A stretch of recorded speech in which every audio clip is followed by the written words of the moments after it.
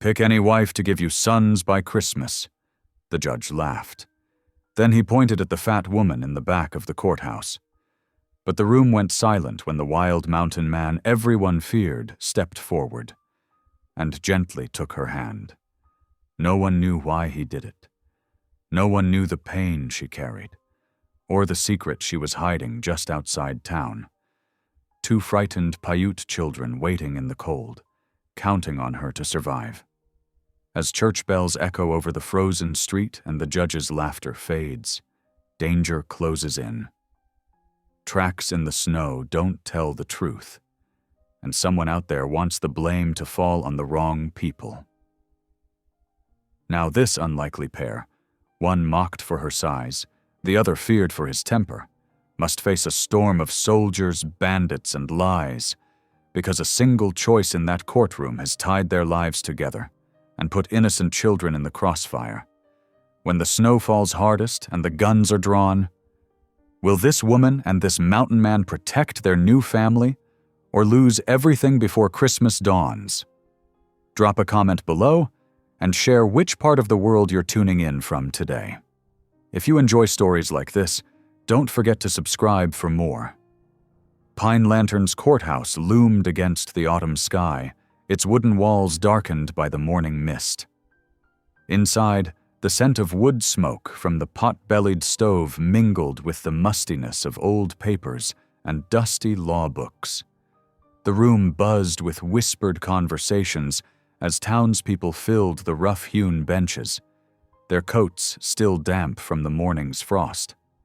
Denton Crow stood before Judge Wilford Hodge, his broad shoulders squared beneath his buckskin coat. Trail dust still clung to his boots, marking him as a man more at home in the mountains than in this crowded room. His weathered face remained carefully neutral, though his jaw tightened at the judge's dismissive tone. "Now then, Mr. Crow," Judge Hodge drawled, leaning back in his creaking chair. "You're claiming rights to the North Valley parcel? Rather ambitious for a mountain man, wouldn't you say?" His words drew scattered chuckles from the crowd. In the back row, Lydia Bell kept her eyes fixed on her mending, her needle moving steadily through the fabric of Mrs. Peterson's torn quilt. She'd chosen this spot, hoping to remain invisible while completing her work, but even here she could feel the occasional glances cast her way. Her fingers, usually so steady, trembled slightly as she pushed the needle through the cotton. Denton's voice carried clearly through the courthouse. "The claim's proper and filed correct, Judge. I've worked that land 3 seasons now, built shelter and fencing both." His words were measured, but there was steel beneath them. Judge Hodge waved a dismissive hand. "Working land and holding proper title are different matters entirely. A man needs roots to make something of frontier soil." He paused, a sly smile crossing his face. "Speaking of which, how long do you plan on living wild? Man your age ought to be settled." The crowd stirred, and someone called out from the back, "Reckon he needs a wife to keep him civilized." Laughter rippled through the courthouse. Judge Hodge's booming guffaw rose above the rest as he slapped his hand on the desk. "Now there's an idea. What do you say, Crow? Pick any wife to give you sons by Christmas." His eyes swept the room, landing deliberately on Lydia. "I'll take the fat one." The silence that followed was sharp as a knife. Lydia's needle stopped mid-stitch, her cheeks burning as every head turned toward her. She wanted to disappear into the floorboards, to fade away like morning mist. The judge's words hung in the air, cruel and cutting, while snickers and whispers filled the room. Everyone knew Denton Crow's reputation for a hair-trigger temper. They'd heard the stories of how he'd fought off claim jumpers and faced down trouble without flinching. The tension in the room grew thick as molasses as they waited for his reaction. But Denton didn't explode. Instead, he turned slowly, his boots making deliberate sounds on the wooden floor as he walked toward the back of the courthouse. The crowd parted before him like water around a stone. Lydia's heart hammered in her chest as his shadow fell across her mending. She forced herself to look up, meeting eyes the color of winter sky. Denton Crow stood before her, tall and solid as a mountain pine, and held out his hand. His voice was quiet, but carried to every corner of the suddenly silent room. "Miss Bell, would you do me the honor?" Lydia stared at his offered hand, rough with calluses and honest work. She could feel every eye in the courthouse boring into her, could practically hear the thoughts spinning through their minds. Her fingers trembled as she set aside her mending, the quilt sliding forgotten to the bench beside her.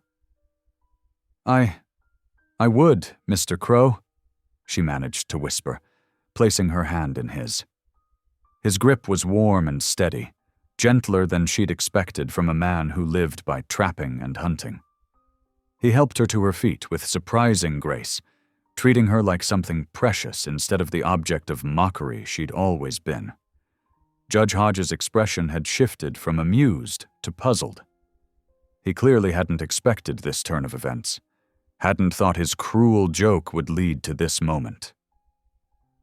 "Well now," he said, clearing his throat, "since you seem determined to take me at my word." He shuffled through the papers on his desk, pulling out a marriage decree with movements that seemed more uncertain than before. The scratching of his pen filled the courthouse as he filled in their names, the sound nearly drowned out by the murmuring of the crowd. "Sign here," he said gruffly, holding out the pen first to Denton, then to Lydia. Their signatures joined his on the paper, making official what had begun as a moment of public mockery. The afternoon sun had broken through the morning's clouds by the time they stepped out of the courthouse. A cool breeze stirred the yellow leaves of the cottonwoods lining the street, carrying the scent of wood smoke and approaching winter. Lydia walked beside Denton, her mind whirling like autumn leaves in a storm. Everything had happened so fast. One moment she'd been quietly mending, trying to earn a few coins, and the next, she was a married woman. They moved down the wooden sidewalk toward the main street, their footsteps falling into an unexpected rhythm.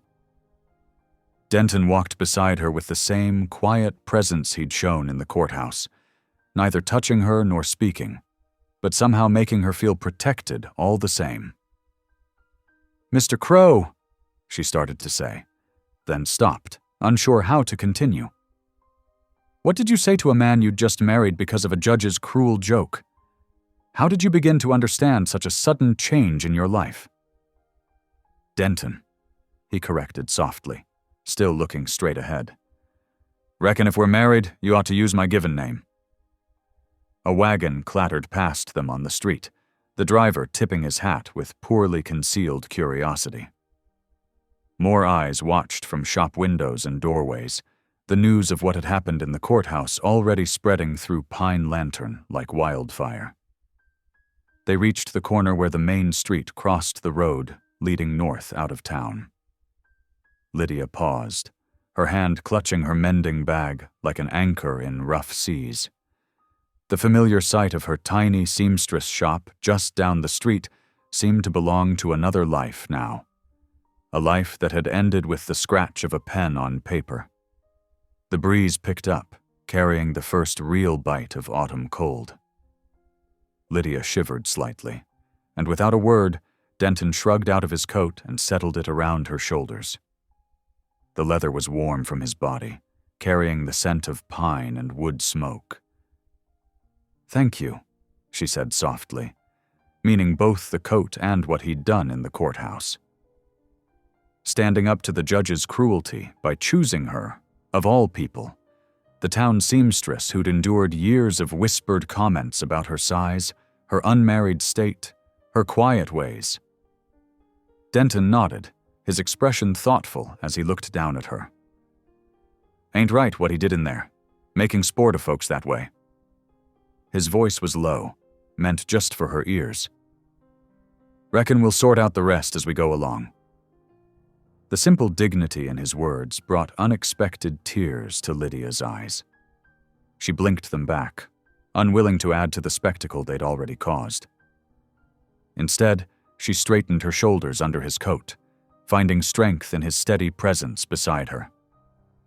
Around them, Pine Lantern continued its daily rhythm, wagons rolling past, children playing in the side streets, women carrying baskets of washing or marketing. But Lydia knew that nothing would ever be quite the same again. In the space of one autumn morning, her life had turned like a page in a book, revealing a chapter she'd never expected to read. They stood together in the hi-fi late afternoon breeze, two people brought together by a judge's casual cruelty, neither of them quite sure of the path ahead, but both somehow knowing they'd face it side by side. The sun slanted low through the cottonwoods, casting long shadows across the dusty street, while overhead, a V of geese headed south, their calls fading into the autumn sky. The autumn sun slanted low between the buildings as Denton and Lydia made their way down Pine Lantern's main street. Every step seemed to draw more eyes, storekeepers pausing in their doorways, women whispering behind gloved hands, children pointing from behind their mothers' skirts. The news of what had happened in the courthouse was already racing through town faster than a prairie fire. Lydia kept her eyes fixed on the wooden planks of the sidewalk, grateful for the warmth of Denton's coat around her shoulders. She was all too familiar with being the center of attention, usually accompanied by snickers about her size or whispers about her unmarried state. But this was different. This time she wasn't alone. The boardwalk ended at a slight step down, worn smooth by years of boots and wagon wheels. Lost in her thoughts, Lydia didn't notice it until her foot caught. Before she could stumble, Denton's hand was at her elbow, steadying her with surprising gentleness. His touch was light but sure, like someone used to handling delicate things despite his rough appearance. "Thank you," she murmured, cheeks flushing. "I'm not usually so clumsy. Reckon anyone might be unsteady after a morning like this." His voice was quiet, meant just for her ears. They walked a few more steps in silence before he added, "You don't have to keep thanking me, Miss Bell." "Lydia," she corrected softly, then gathered her courage. "Mr. Crow, Denton, I never meant to be a burden to anyone." "What happened in there?" She twisted her fingers in the fabric of her skirt. "You didn't have to do that, to tie yourself to someone like me just because the judge was being cruel." Denton stopped walking, turning to face her. His expression was serious, eyes the color of winter sky meeting hers directly. "Someone like you?" There was an edge to his voice now, though not directed at her. "A kind woman who's never done harm to anyone? Who works honest and hard?" He shook his head. "I won't stand by and watch good folks get mocked, not by a judge or anyone else. Ain't right." The simple dignity in his words brought unexpected warmth to Lydia's chest. They resumed walking, passing Whitaker's general store where Mrs. Whitaker pretended to be very interested in arranging tin cups in the window display while clearly straining to hear their conversation. "Still," Lydia said softly, "it's quite a price to pay, just to answer mockery." "Maybe." Denton's shoulders lifted in a slight shrug. "But I reckon some things need answering." They reached the narrow alley that led behind the mercantile to Lydia's tiny sewing room.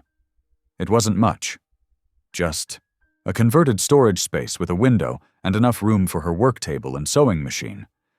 But it was hers, paid for with countless hours of careful stitching and mending. Denton followed her inside, ducking his head slightly under the low door frame. The late afternoon light filtered through the dusty window, catching the motes stirred up by their entrance. It fell across her neat workstation, the carefully organized spools of thread, and the basket in the corner that held more than just the day's mending. Lydia saw the moment Denton noticed it, the extra loaf of bread poking out from beneath a fold of fabric, the child-sized blanket she'd finished just yesterday. His eyes lingered on the basket for just a moment too long. Panic fluttered in her chest like a trapped bird. She moved quickly between Denton and the basket, her hands fluttering nervously. "Thank you for walking me back, Mr. Crow." "Denton. But I'm sure you have things to attend to, and I have work waiting." He looked at her for a long moment, something unreadable in his expression. But he didn't press, didn't demand answers about what he'd seen. Instead, he simply nodded and took a step back toward the door. "I'll come by in the morning," he said. "We should talk about arrangements." He paused in the doorway, silhouetted against the deepening twilight. "Whatever else this is, Miss Bell, you ain't alone anymore." Then he was gone, his footsteps fading down the alley. Lydia stood frozen until she couldn't hear them anymore, her heart hammering in her chest. She pressed her hands against her face, trying to steady her breathing. So much had changed in just one day. Her entire life turned upside down by a judge's cruel joke and a mountain man's unexpected act of kindness. But she couldn't think about that now. There were more important things to attend to. Lydia waited by the window, watching as the sun sank behind the western mountains, and the street began to empty. One by one, shop doors closed, and lamps were lit behind curtained windows. The evening stage rumbled past, raising dust that settled slowly in the growing darkness. Finally, when the street was quiet, except for the distant barking of dogs, Lydia gathered up the basket. She added a few more items, the ends of a ham from her lunch, an apple she'd been saving, a tin cup of fresh water. The blanket she'd made was folded carefully on top, soft and warm against the autumn chill. She slipped out the back door, making sure to lock it behind her. The moon was rising, providing just enough light to see by as she made her way through the scattered pines at the edge of town. Her skirts caught on branches, and her shoes grew damp with dew, but she kept moving, following a path she'd walked many times before. The pine grove was about half a mile out, far enough from town to be safe, but close enough that she could reach it quickly if needed. As she approached, she gave a soft whistle. 2 notes, rising then falling, like a mourning dove's call. For a moment, nothing moved in the shadows. Then 2 small figures emerged from beneath a crude lean-to made of pine branches and an old tarp.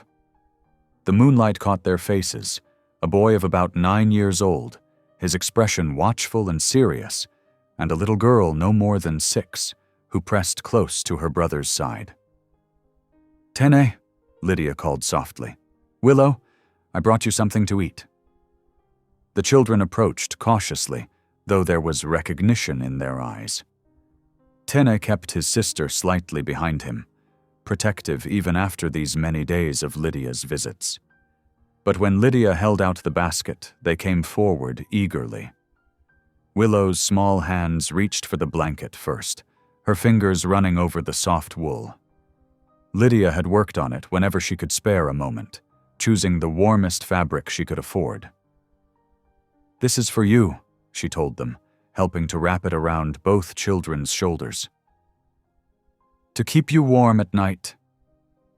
Tene nodded his thanks, already breaking the bread to share with his sister. They ate quickly but carefully, saving half of everything for later, just as she'd taught them.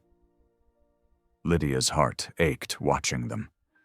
They were so young to be so careful, so aware of the need to make things last. "Are you warm enough?" she asked, adjusting the tarp that formed their shelter. "I can bring more blankets tomorrow." "We are well," Tene answered in his careful English. He gestured to the lean-to. "Good shelter. Dry when rain comes." Willow didn't speak. She hadn't said a word since Lydia had found them hiding in her storage room 2 weeks ago, half frozen and terrified. but she pressed close to Lydia's side, small fingers clutching at her skirt. "I have to go back now," Lydia said softly, running a gentle hand over Willow's dark hair. "But I'll return at dawn with breakfast." She hesitated, thinking of all that had changed today. "Things might be different soon. But I promise I'll keep helping you. I won't let anything happen to you." Tenna's eyes were old in his young face as he looked at her. He didn't ask what she meant by different. He'd learned too young that change usually meant danger. Instead, he simply nodded and drew his sister back toward their shelter. Lydia waited until they were settled beneath the tarp, the new blanket wrapped around them both. The last thing she saw as she turned to go was Willow's small hand, waving goodbye, barely visible in the moonlight filtering through the pines. The walk back to town seemed longer, weighted down by the empty basket and the knowledge of what tomorrow might bring. She had no idea how she would manage being a new wife while keeping her promise to protect two frightened Paiute children, but she knew she had to find a way. The moon had risen fully by the time she slipped back into her sewing room. Its light fell across her work table, across the half-finished mending and the marriage decree that would change everything. Tomorrow would bring new challenges, but for now, at least the children were warm and fed. For tonight, that had to be enough. The autumn morning dawned crisp and clear, frost silvering the grass beyond Pine Lantern's wooden sidewalks. Denton Crow stood at his hotel window, watching the street below. Sleep had eluded him, his mind too full of yesterday's events, the courthouse, the judge's cruel jest, and most of all the mystery in Lydia Bell's eyes when he'd noticed that basket in her sewing room. A movement caught his attention. Lydia herself hurried down the empty street, that same basket now full again, clutched tight against her chest. She glanced over her shoulder twice before slipping between buildings towards the edge of town. Denton's fingers drummed against his gun belt. Something wasn't right. A woman like Lydia Bell, gentle, proper, church-going, shouldn't need to sneak around at dawn like a thief. His instincts, honed by years in the mountains, told him to investigate. 10 minutes later, he led his horse quietly from the livery stable, keeping well back as he followed Lydia's path. The mare's unshod hooves made little sound on the soft earth. Dawn painted the sky in pale pinks and golds as Lydia made her way through scattered pines, her dark skirts gathering dew. When she turned toward a dense grove about half a mile out, Denton dismounted and ground-tied his horse. He moved forward on foot, silent as any mountain cat. Through the trees, he could see Lydia kneeling beside what looked like a crude shelter, branches and an old tarp arranged against a fallen log. Then he heard it, a child's quiet cough. Lydia was speaking softly, her words carrying on the still morning air. "Let me check if you're warm enough, little one." She reached out, and Denton saw a small face emerge from the shelter, followed by another. His breath caught. Paiute children, no doubt about it. The boy was maybe 9 years old, the girl significantly younger. Lydia pressed her hand to their foreheads, checking for fever. "Here now, I brought you something." She pulled biscuits from her basket, wrapped in a clean cloth.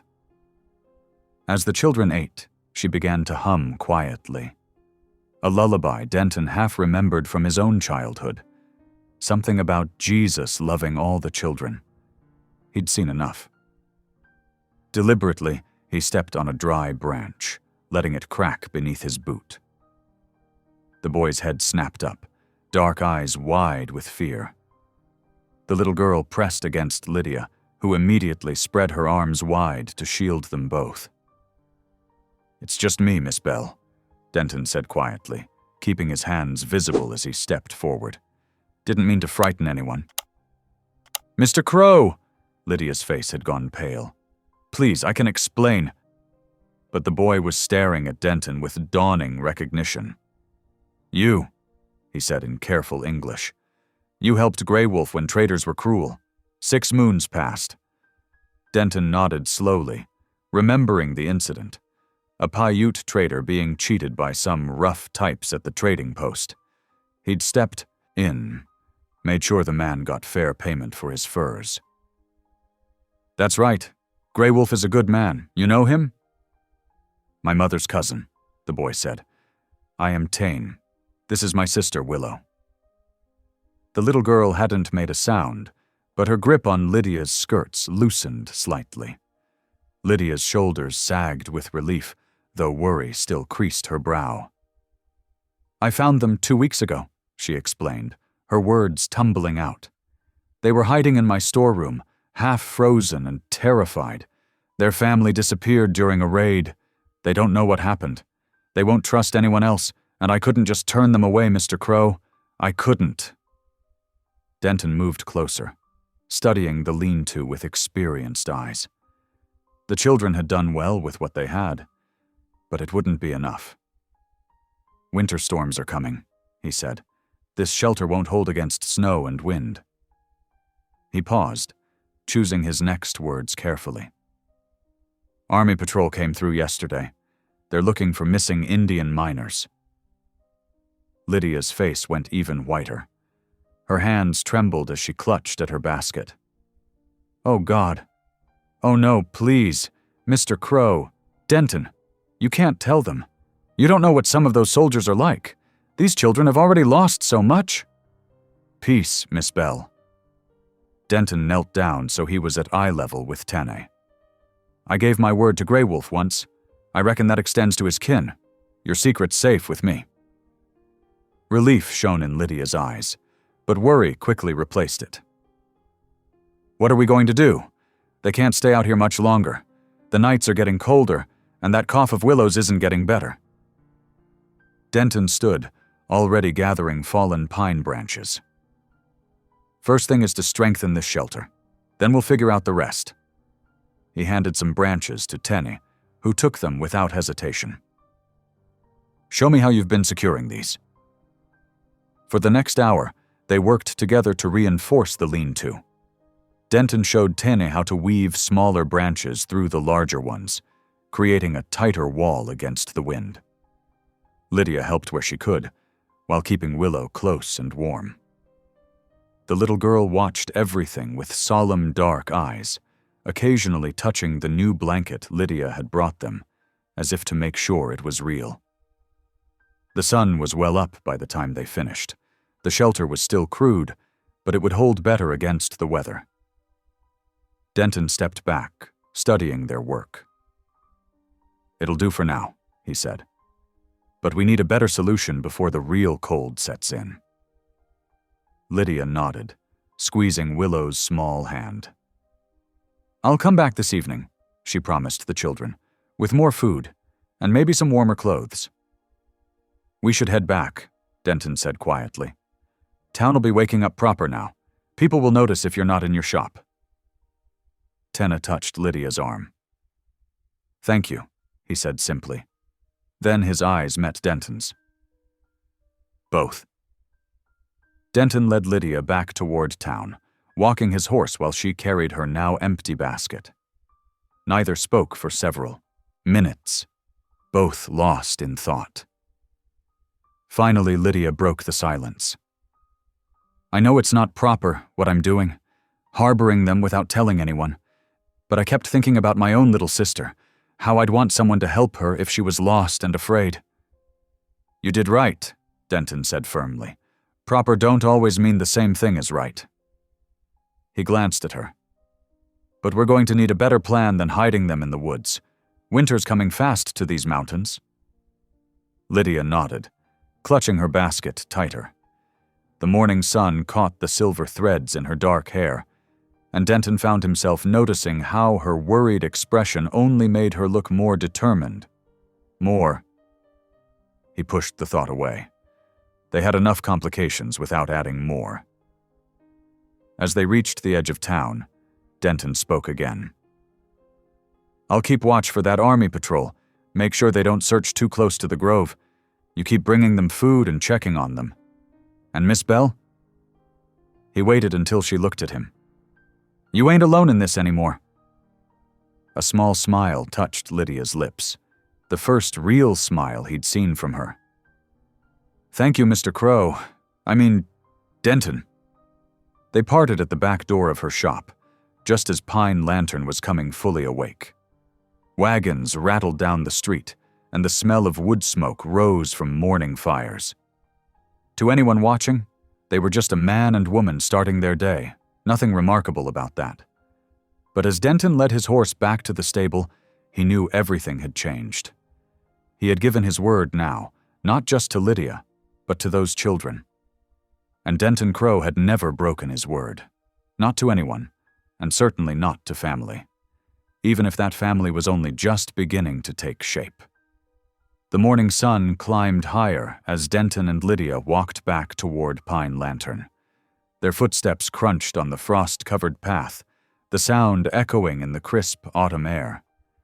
Lydia clutched her empty basket, her mind racing with all that had happened since dawn. "The judge's decree," she said suddenly, breaking the thoughtful silence. "We have to make it official today, don't we?" Denton nodded, his expression serious. "Judge Hodge made that clear enough.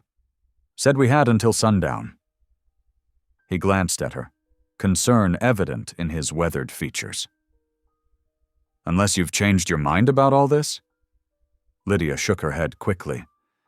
"No, it's not that. It's just—" She paused, gathering her courage. "The town will talk. They always do. Ever since I came here 5 years ago, there's been whispers about my size, about how I keep to myself.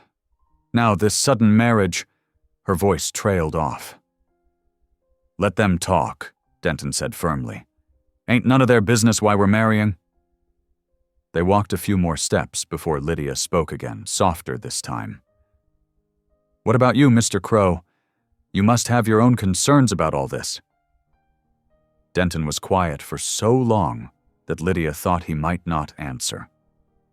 When he did, his voice was rough with memory. 3 years back, I was guiding some settlers. Good folks, family with young ones. Raiders hit the camp while I was scouting ahead. By the time I got back, he cleared his throat. I swore then I'd never fail to protect anyone in my care again. Taking on a wife, those children, that's a mighty big responsibility. Lydia touched his arm gently. You're not alone in that responsibility anymore either. They reached the simple wooden church just as Preacher Amos was sweeping the front steps. The older man looked up, his kind eyes taking in their serious expressions. Heard about the judge's decree, he said, leaning his broom against the wall. Been expecting you to. Inside, the church was cool and quiet. Sunlight filtered through plain glass windows, catching dust motes in its beams. The wooden pews, worn smooth by years of use, stood in neat rows leading to the simple altar.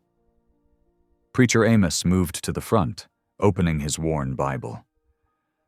No need for fancy words, he said, understanding in his voice. The Lord sees what's in your hearts.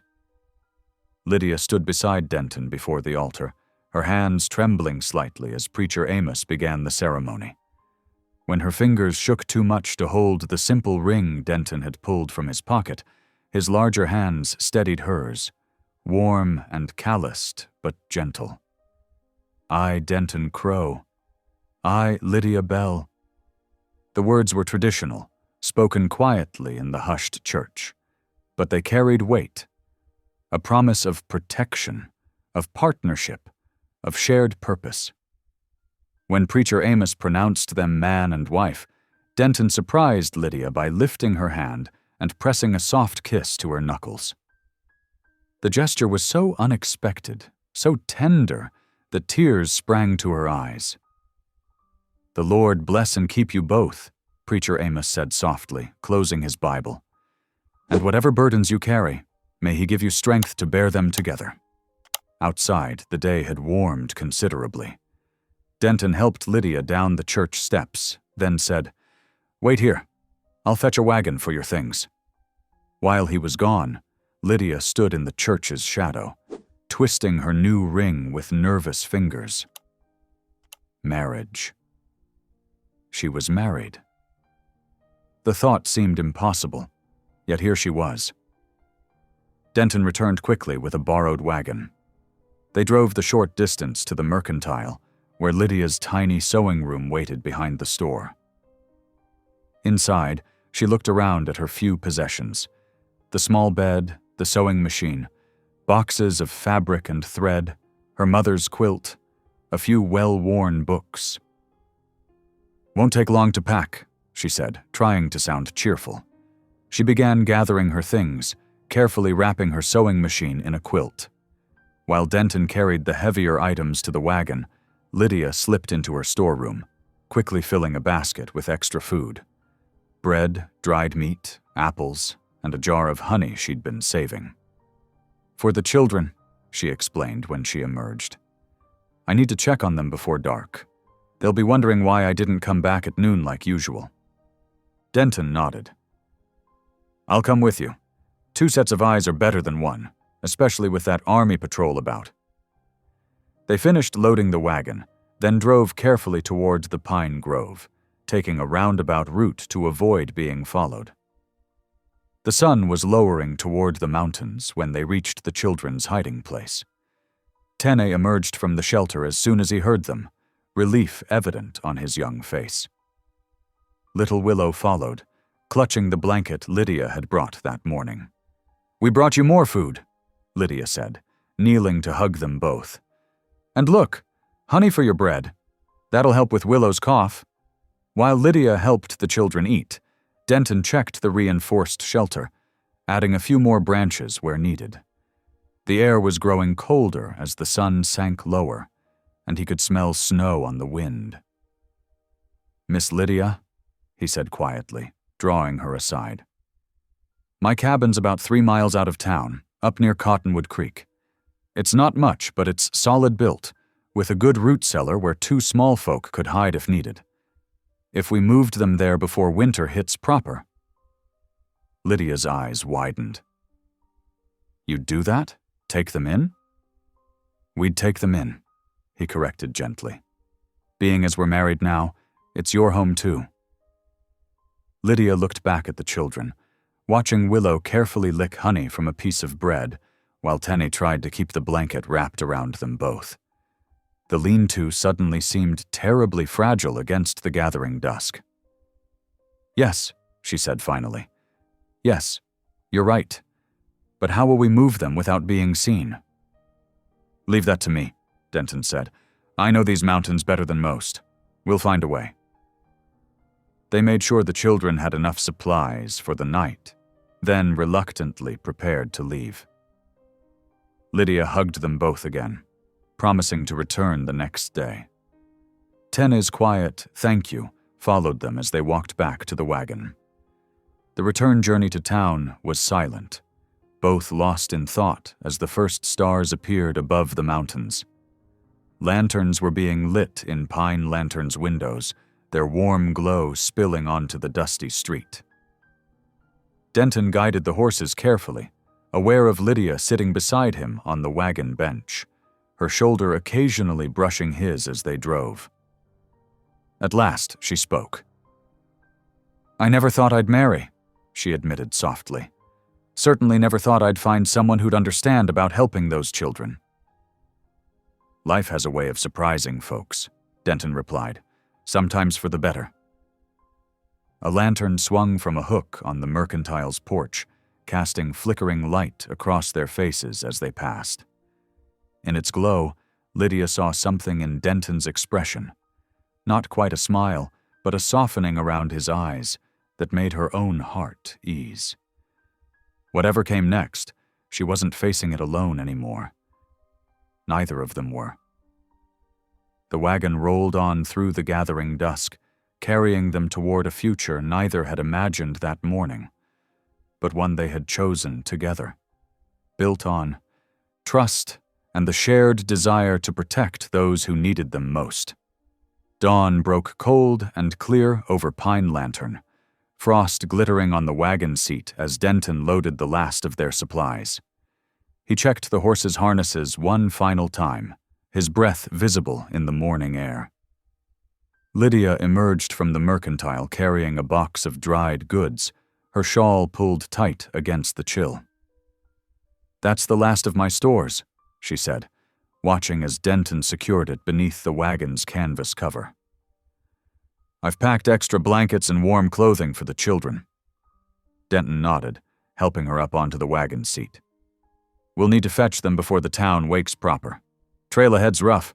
Take us about 3 hours to reach the cabin, longer if the creek's frozen." They drove quietly through the sleeping town, hooves and wagon wheels muffled in the early morning stillness. At the pine grove, Lydia found Tene already awake, standing guard over his sleeping sister. The boy's dark eyes were alert, watching their approach through the trees. Lydia knelt beside their shelter, touching Tene's shoulder gently. "Good morning," she said softly. "Remember what we talked about yesterday? About moving somewhere safer?" Tene nodded, but his fingers twisted nervously in his worn shirt. "The big man's house?" "Yes. Mr. Denton's cabin. It's up in the mountains where no one will find you. There's a warm fire and good walls to keep out the snow."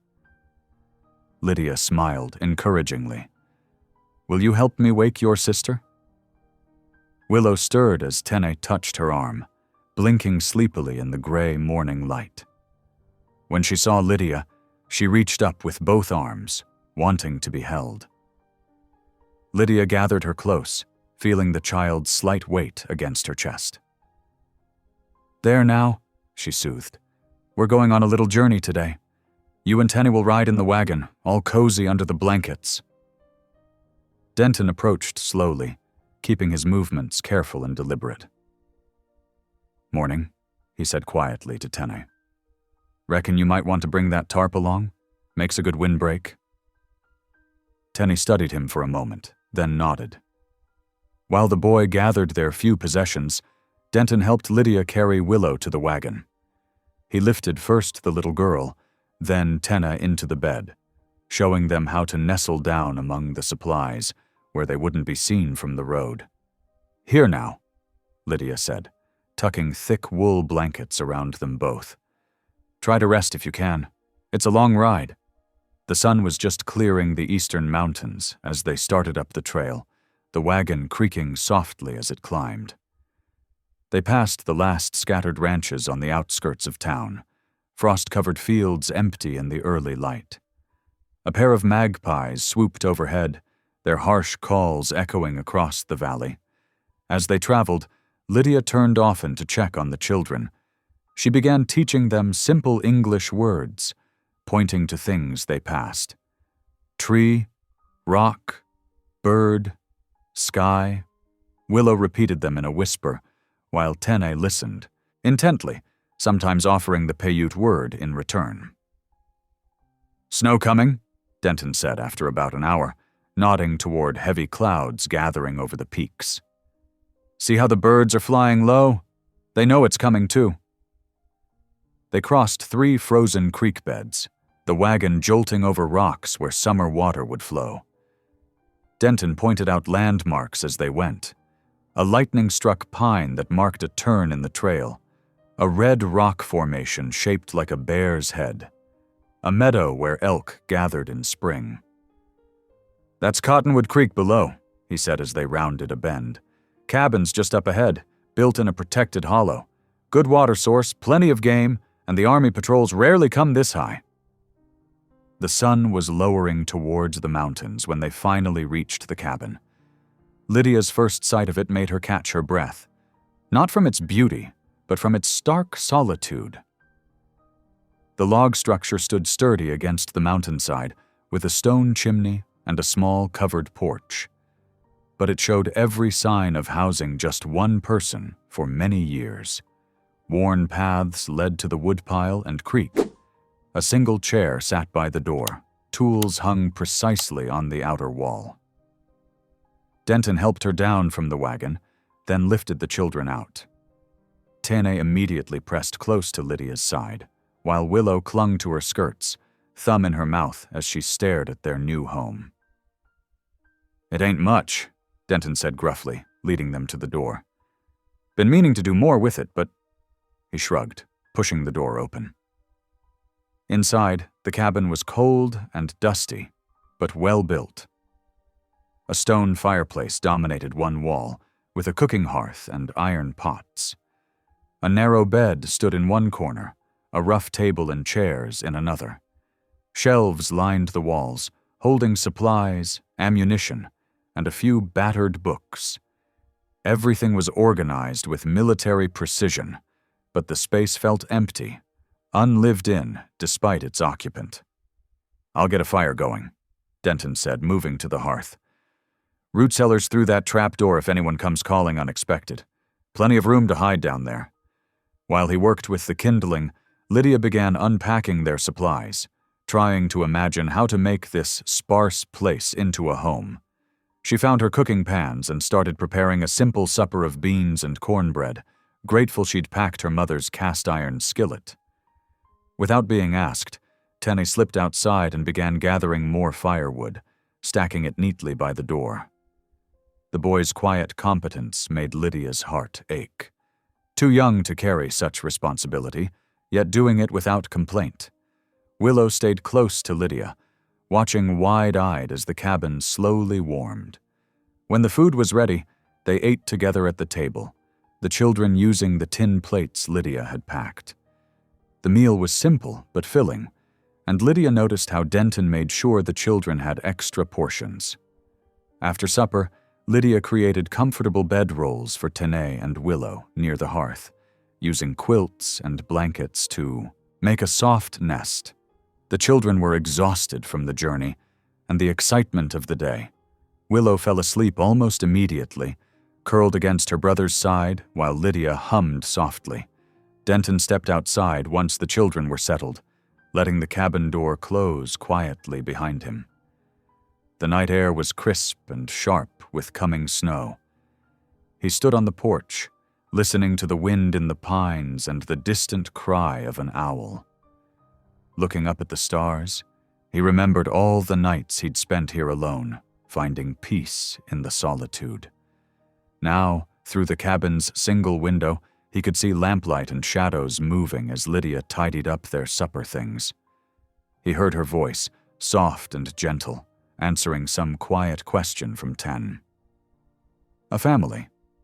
He hadn't expected one, hadn't looked for one. But here they were, sheltering under his roof, trusting him to keep them safe.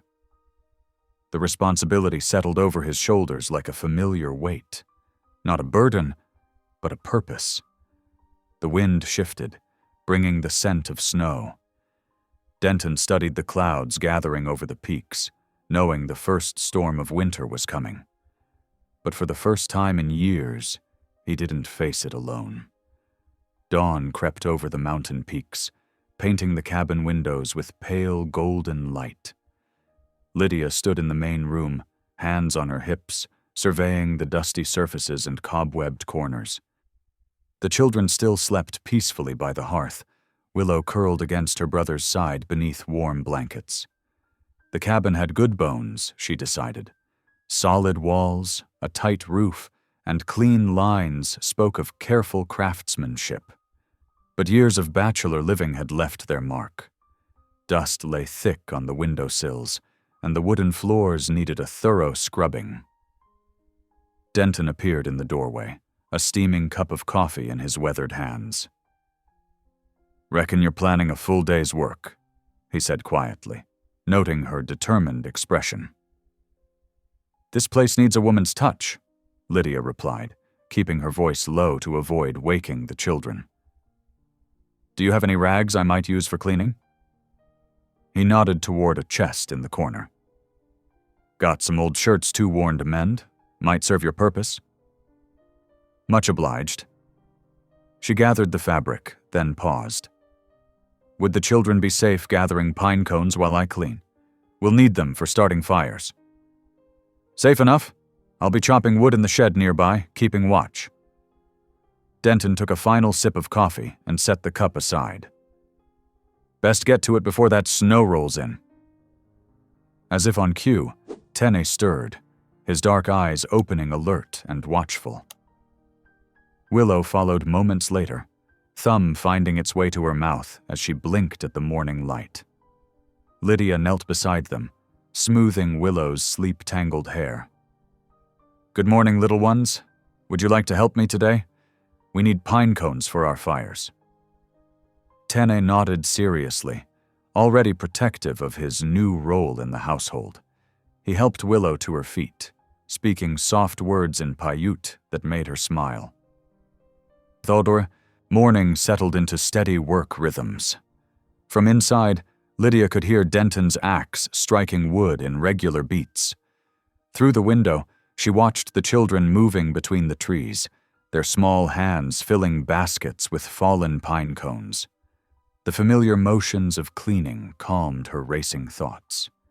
She started with the windows, washing away years of grime until sunlight streamed freely through the glass. The wooden floors came next, scrubbed on hands and knees until the grain showed rich and warm. Between tasks, she checked on the children, making sure they stayed within sight of the cabin. Near midday, Denton carried in several buckets of fresh spring water.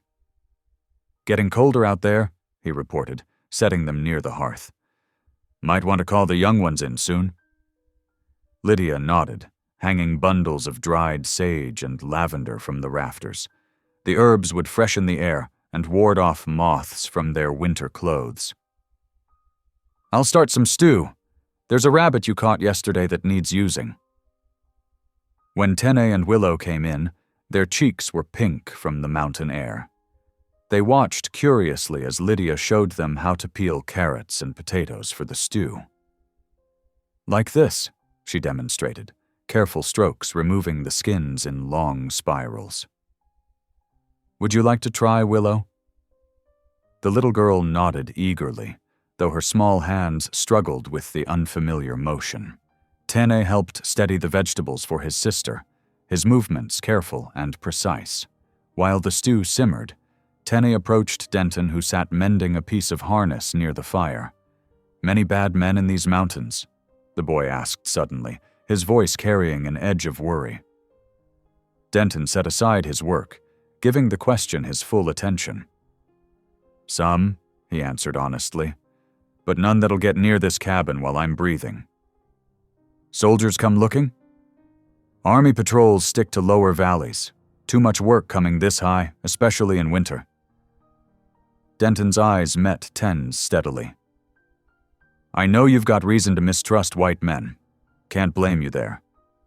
But I give you my word. No raiders or soldiers will harm you or your sister while you're under my roof. Tene studied him for a long moment, weighing the promise. Finally, he gave a small nod. You stopped bad men hurting trading brother last summer. I remember.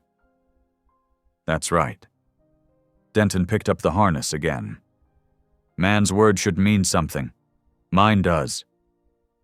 The afternoon brought lighter clouds and milder air. Denton took Teeny outside, showing him how to set simple snares for rabbits and grouse. The boy proved a quick study, his small fingers deft at working the wire. Watch the game trails, Denton explained, pointing to subtle marks in the earth. Animals follow the same paths, especially when snow's coming. Set your traps there, but remember where each one is. Don't want to leave them out there forgotten. Inside, Lydia had cleared the table to work on sewing. She'd found some sturdy cloth in her supplies and was stitching a warmer dress for Willow. The little girl sat beside her, fascinated by the swift movement of needle and thread. Would you like to learn to sew? Lydia asked, guiding Willow's fingers over a simple running stitch. It's like making pictures with thread. Willow nodded enthusiastically, though her first attempts were wobbly. Lydia praised her efforts, showing her how to pull the thread just tight enough. As the sun began to set, They gathered around the table for supper. The rabbit stew had turned out well, rich with vegetables and herbs. Denton broke the cornbread into shares, making sure the children had plenty. The meal passed in comfortable quiet, broken only by the pop of logs in the fireplace and the occasional murmur of appreciation. Lydia noticed how Denton seemed more relaxed, his usual vigilance softened by the peaceful domesticity of the scene. After the dishes were cleared, Tenny and Willow settled by the fire with some simple toys Lydia had packed: a carved wooden horse, a small rag doll. Their voices grew slower, heavy with sleep after the day's activities. Lydia tucked them into their bedrolls, humming softly until their breathing deepened into slumber. When she straightened, she saw Denton still sitting in his chair, watching the fire with thoughtful eyes. Moving quietly, she retrieved a patchwork quilt she'd brought from her old room. Without a word, she draped it around his broad shoulders, her touch gentle and fleeting. It was a small gesture of gratitude for all he'd done, all he'd promised to do. Their eyes met briefly in the firelight. Then Lydia turned away, retiring to her small room where a narrow bed waited. Behind her, she heard the subtle creak of Denton's chair as he settled deeper into its embrace, the quilt wrapped warm around him like a silent benediction. Through the cabin's windows, stars began to appear in the darkening sky. Inside, the fire burned low and steady, its light touching each sleeping face with gentle radiance. The day's work had transformed the space, filling it with the indefinable essence of home. Clean surfaces, hanging herbs, children's quiet breathing, and the warmth of shared purpose. Dawn painted the mountain peaks in pale gold as Denton saddled his horse. The morning air bit sharp and clean, hinting at the coming winter. He adjusted the cinch strap, his movements careful and practiced. Lydia stood in the cabin doorway, a shawl wrapped tight around her shoulders. "Will you be long in town?" "Few hours at most." Denton secured his saddlebags. "Got mail to fetch, supplies we need. Best if you keep the children close today." She nodded, understanding the unspoken concern. "We'll manage. Willow's eager to learn more sewing, and I found some washing needs doing." "Keep the rifle near," he reminded her, swinging into the saddle. "Though I reckon you won't need it." The trail down to Pine Lantern wound through stands of aspen and pine. Denton kept a steady pace, noting fresh deer tracks and a hawk circling overhead. The familiar rhythm of hoofbeats usually calmed his thoughts, but today tension rode with him. As he approached town, changes in the atmosphere became clear. Ranch wives gathered in tight clusters outside the mercantile, their voices dropping to whispers as he passed. Men watched him from the saloon porch with narrowed eyes. Denton dismounted at the post office, tying his horse to the weathered rail. Inside, old Walter Barnes barely looked up from his papers. "Got anything for me, Walter?" The postmaster shuffled through a stack of letters. "Just this notice about your land claim. Judge wants some additional paperwork." He paused, then added with forced casualness, "Heard you took that seamstress up to your cabin." "That's right." Denton's voice remained neutral. "My wife now." "Mighty quick wedding, folks are saying." "Folks say a lot of things." Outside, a group of ranchers had gathered near the telegraph office. Denton recognized Hank Murdoch's voice, pitched loud enough to carry. "Found fresh tracks on my south range yesterday. Indian tracks clear as day. Getting bold, coming this close to town." The other men muttered agreement, hands resting near gun belts. Denton moved past them toward the mercantile, keeping his expression unreadable. Inside the store, Mrs. Peterson was arranging jars of preserves. She startled when Denton approached the counter. "Need flour?" he said quietly. "Coffee too, and some dried goods." She gathered his items slowly, stealing glances at him. "Army patrols back," she said finally. "Been asking questions about missing Indian children. Terrible business." Denton counted out coins. "That so?" "They say children that young, left alone, wouldn't last long in the mountains." She wrapped his purchases in brown paper. "Unless someone's helping them."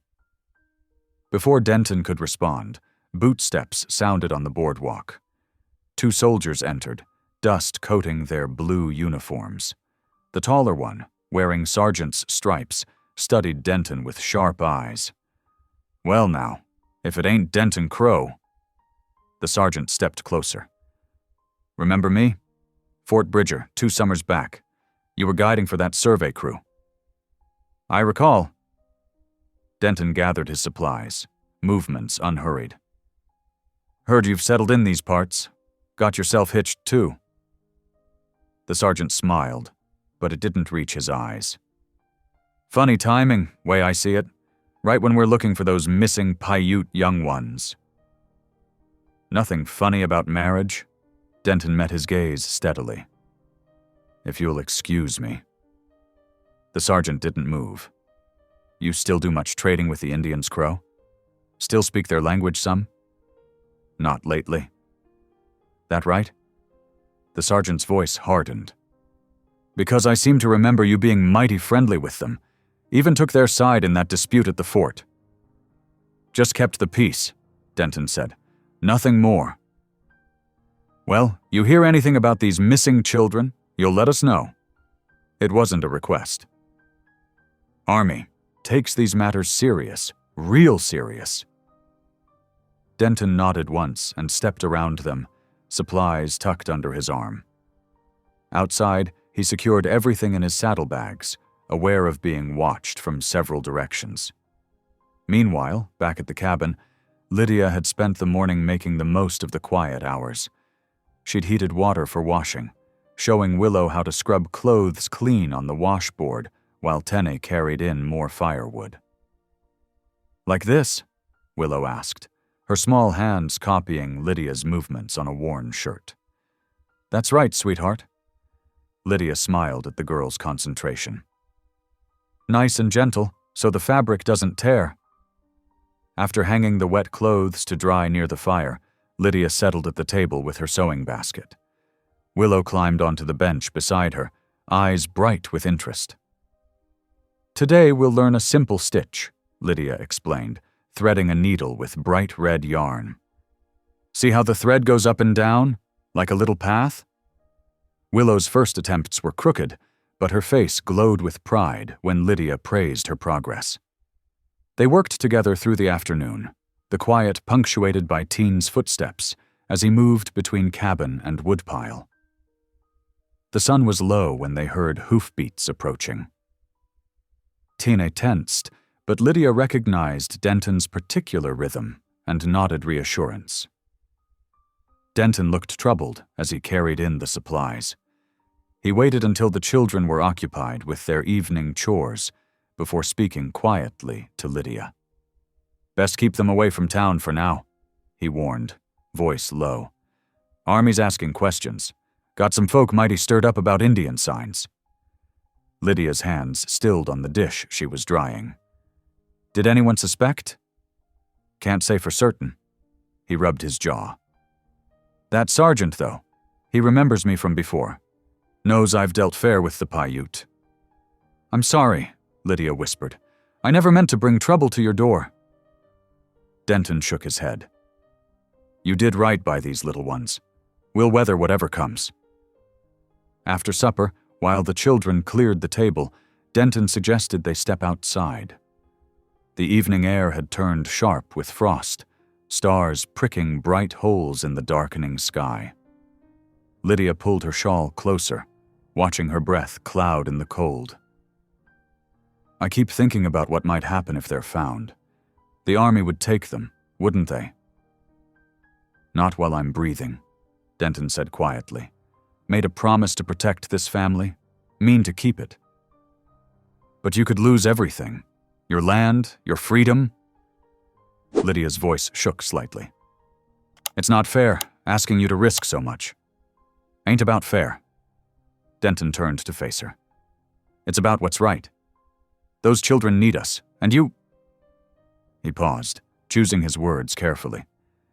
"You've brought something to this place I didn't know was missing." Lydia felt warmth bloom in her chest despite the cold air. They stood together in comfortable silence, watching the last light fade from the mountain peaks. Inside, they could hear Willow's soft singing as she helped her brother with the dishes. Simple domestic sounds that somehow made the cabin feel more like home with each passing day.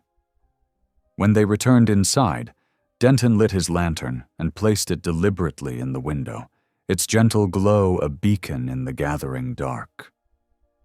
Lydia understood the gesture, a quiet defiance against the shadows, a promise that whatever came, they would face it together.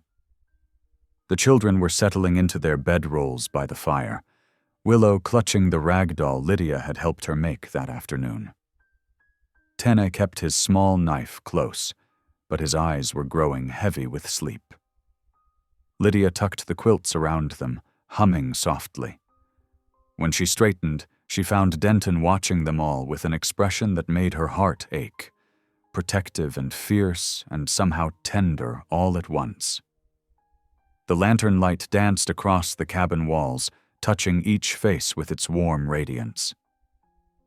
Outside, the wind whispered through pine boughs, and somewhere in the distance, a lone coyote called to its mate. But here, in this small space they'd made their own, the night felt less threatening than it had before. Heavy clouds rolled over the mountain peaks that morning, dark and pregnant with snow. Denton stood on the cabin's front step, studying the threatening sky while sipping his coffee. The bitter wind carried the sharp scent of approaching winter. Inside, Lydia was already up, stirring a pot of morning porridge. Willow helped set wooden bowls on the table, while Tina carefully carried the water bucket in from outside. "Storm's coming," Denton announced as he stepped back inside. "Need to check the trap line before it hits. Lydia, might be good to gather what herbs you can find. Won't be much left after this snow settles." Lydia nodded, already reaching for her shawl. "Children, put on your warm clothes. We'll make quick work of it." "Stay within shouting distance of the cabin," Denton advised, checking his rifle before slinging it over his shoulder. "Weather can turn fast up here." They ate breakfast quickly, the wind's low moan a constant reminder of the approaching storm. Afterward, Denton headed north toward the creek where he'd set his traps, while Lydia led the children to a protected slope where late-season herbs still grew. "See here?" Lydia showed Willow, carefully pulling dried stems of sage. "We'll bundle these for cooking and medicine." She demonstrated how to gather the brittle plants without crushing them. Tenny proved especially quick at spotting useful plants. "Like my mother showed me," he said quietly, harvesting mint with careful movements. "For tea when stomach hurts." Lydia's heart warmed at his willingness to share this memory. "Your mother taught you well," she said gently. "Perhaps you can teach me more about the plants your people use?" The boy nodded, a small smile touching his face. By mid-morning, their baskets were full of sage, mint, and the last of the season's rosehips. The wind had picked up considerably, and the first tiny flakes began to spiral down from the steel-gray sky. "Time to head back," Lydia announced, gathering their supplies. They hurried toward the cabin just as the flurries intensified. Denton returned shortly after, carrying 2 rabbits from his traps. He found Tun waiting by the woodpile, already stacking logs in his arms. "Good thinking, boy," Denton approved. "Let's get as much inside as we can before this hits proper." Together they made several trips, dragging in enough firewood to last through the worst of the storm.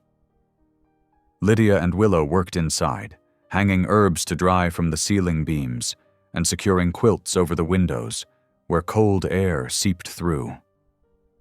The snow fell harder now, thick flakes collecting on the ground.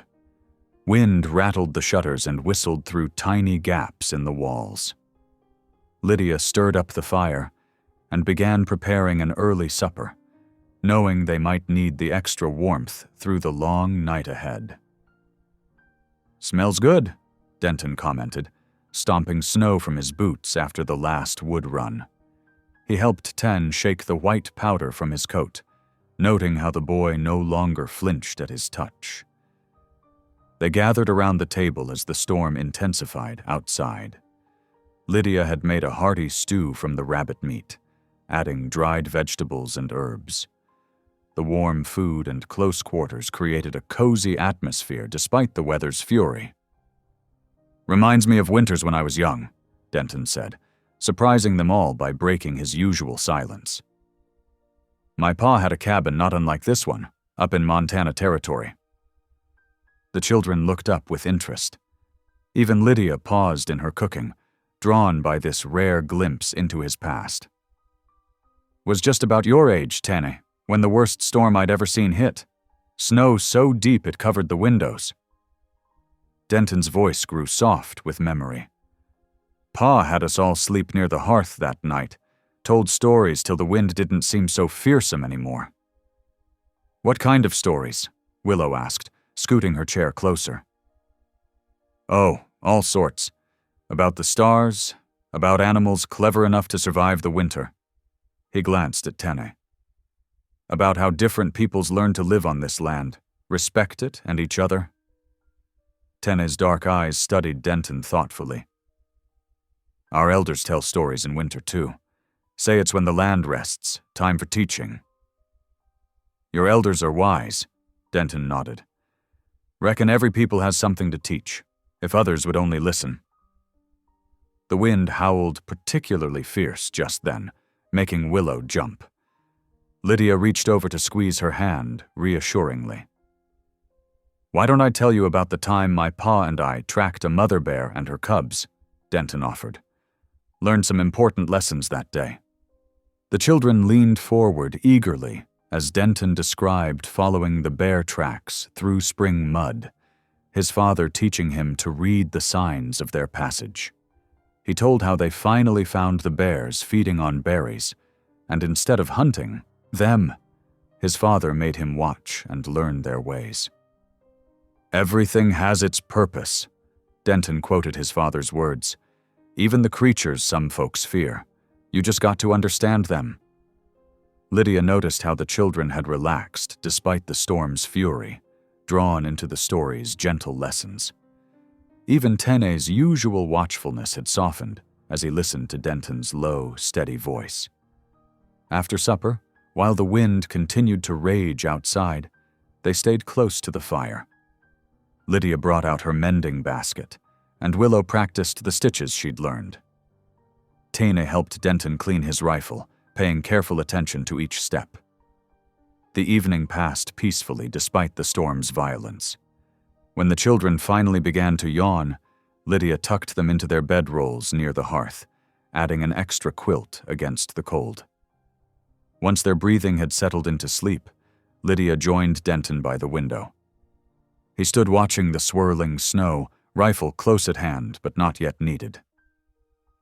"Thank you," she said softly, "for the story earlier.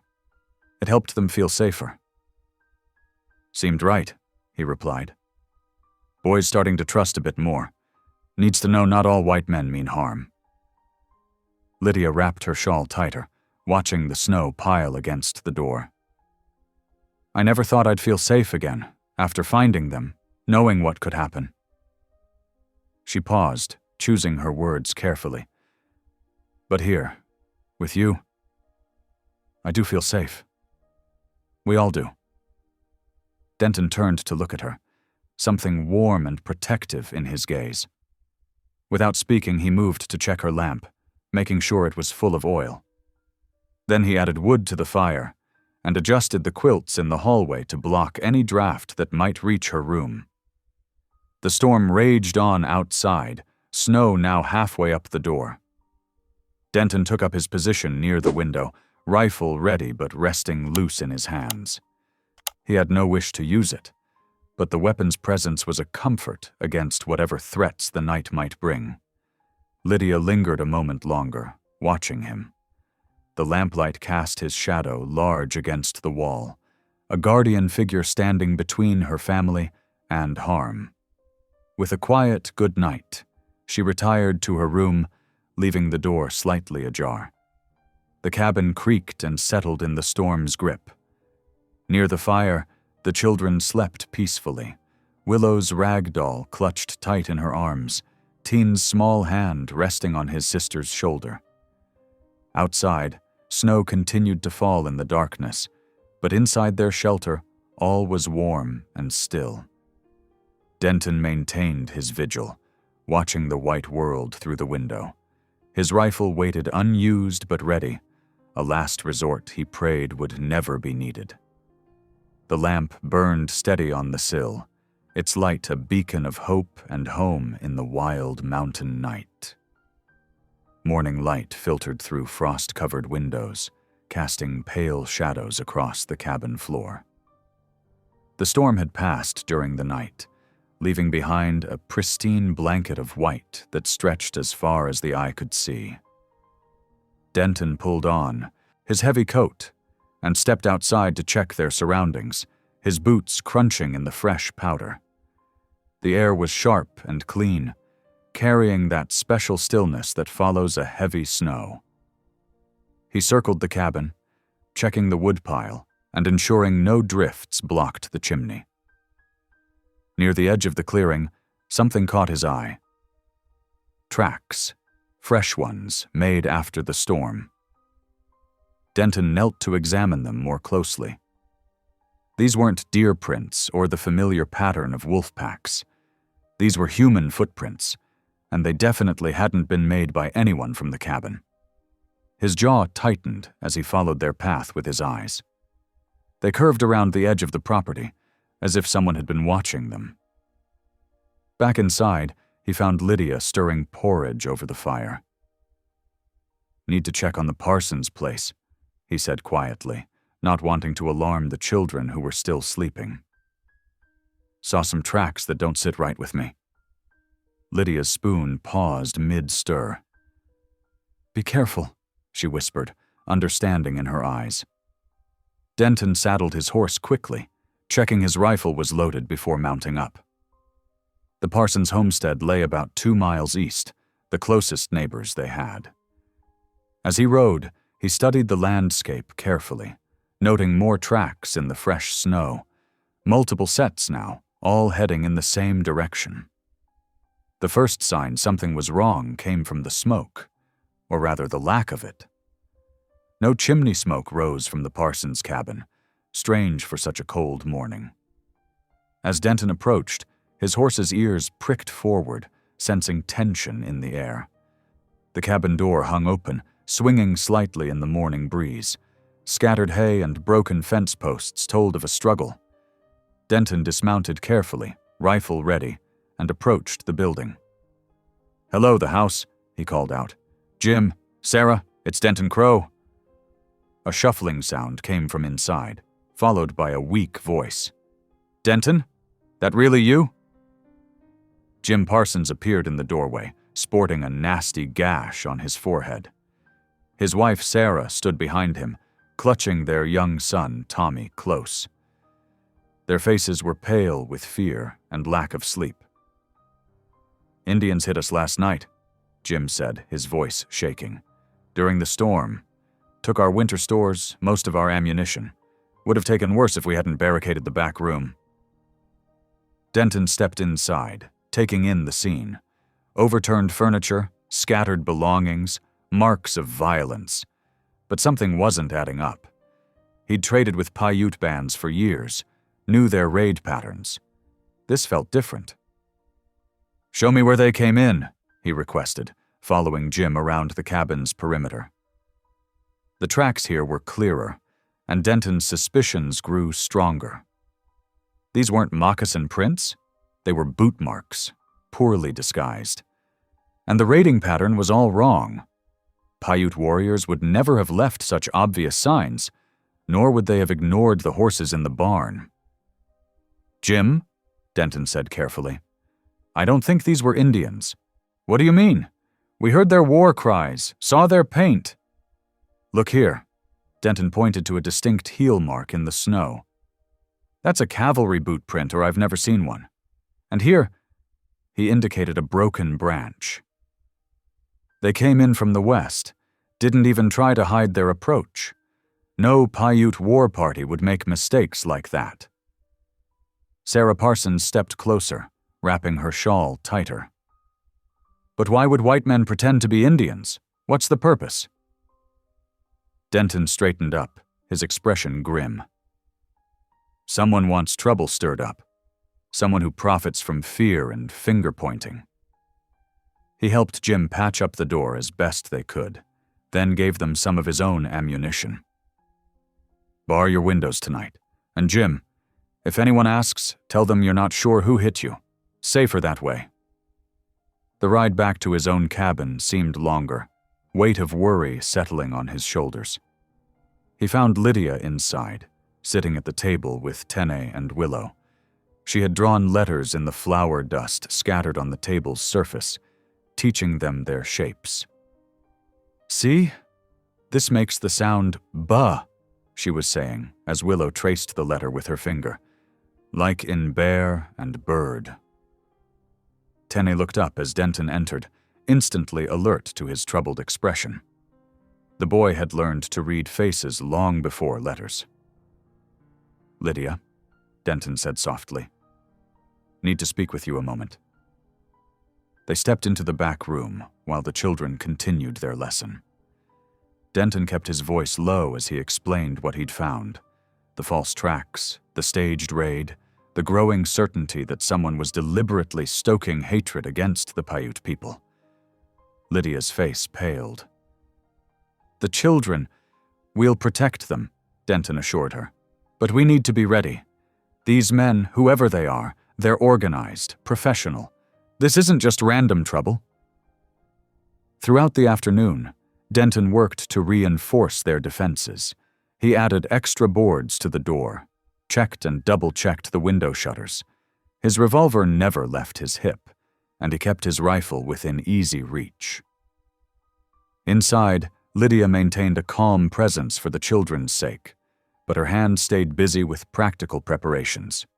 She tore clean cloth into strips for bandages, organized their medical supplies, and filled every water container they owned.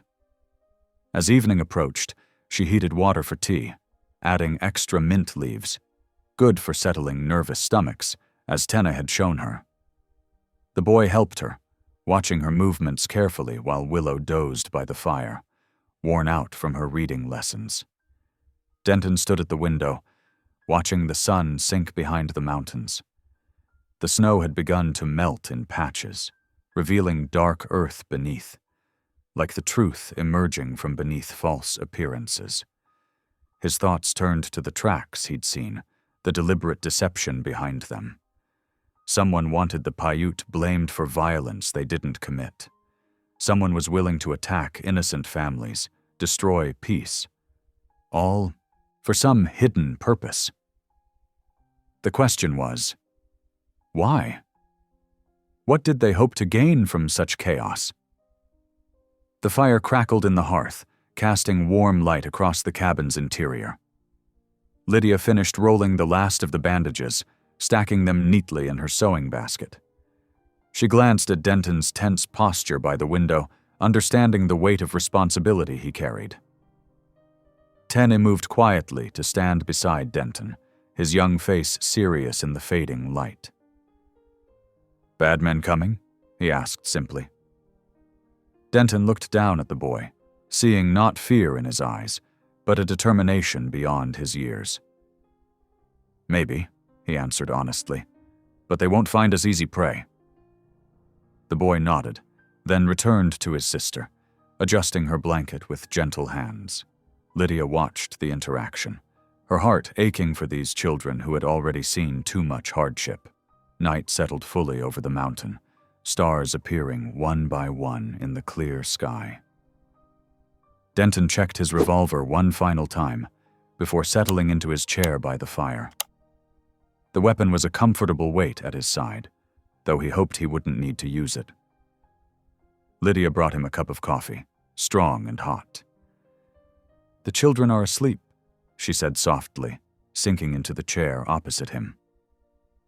Denton nodded, staring into the flames. The fire painted shadows on the walls, dancing like the figures of men in war paint. False shadows, like the false raids being staged across the territory.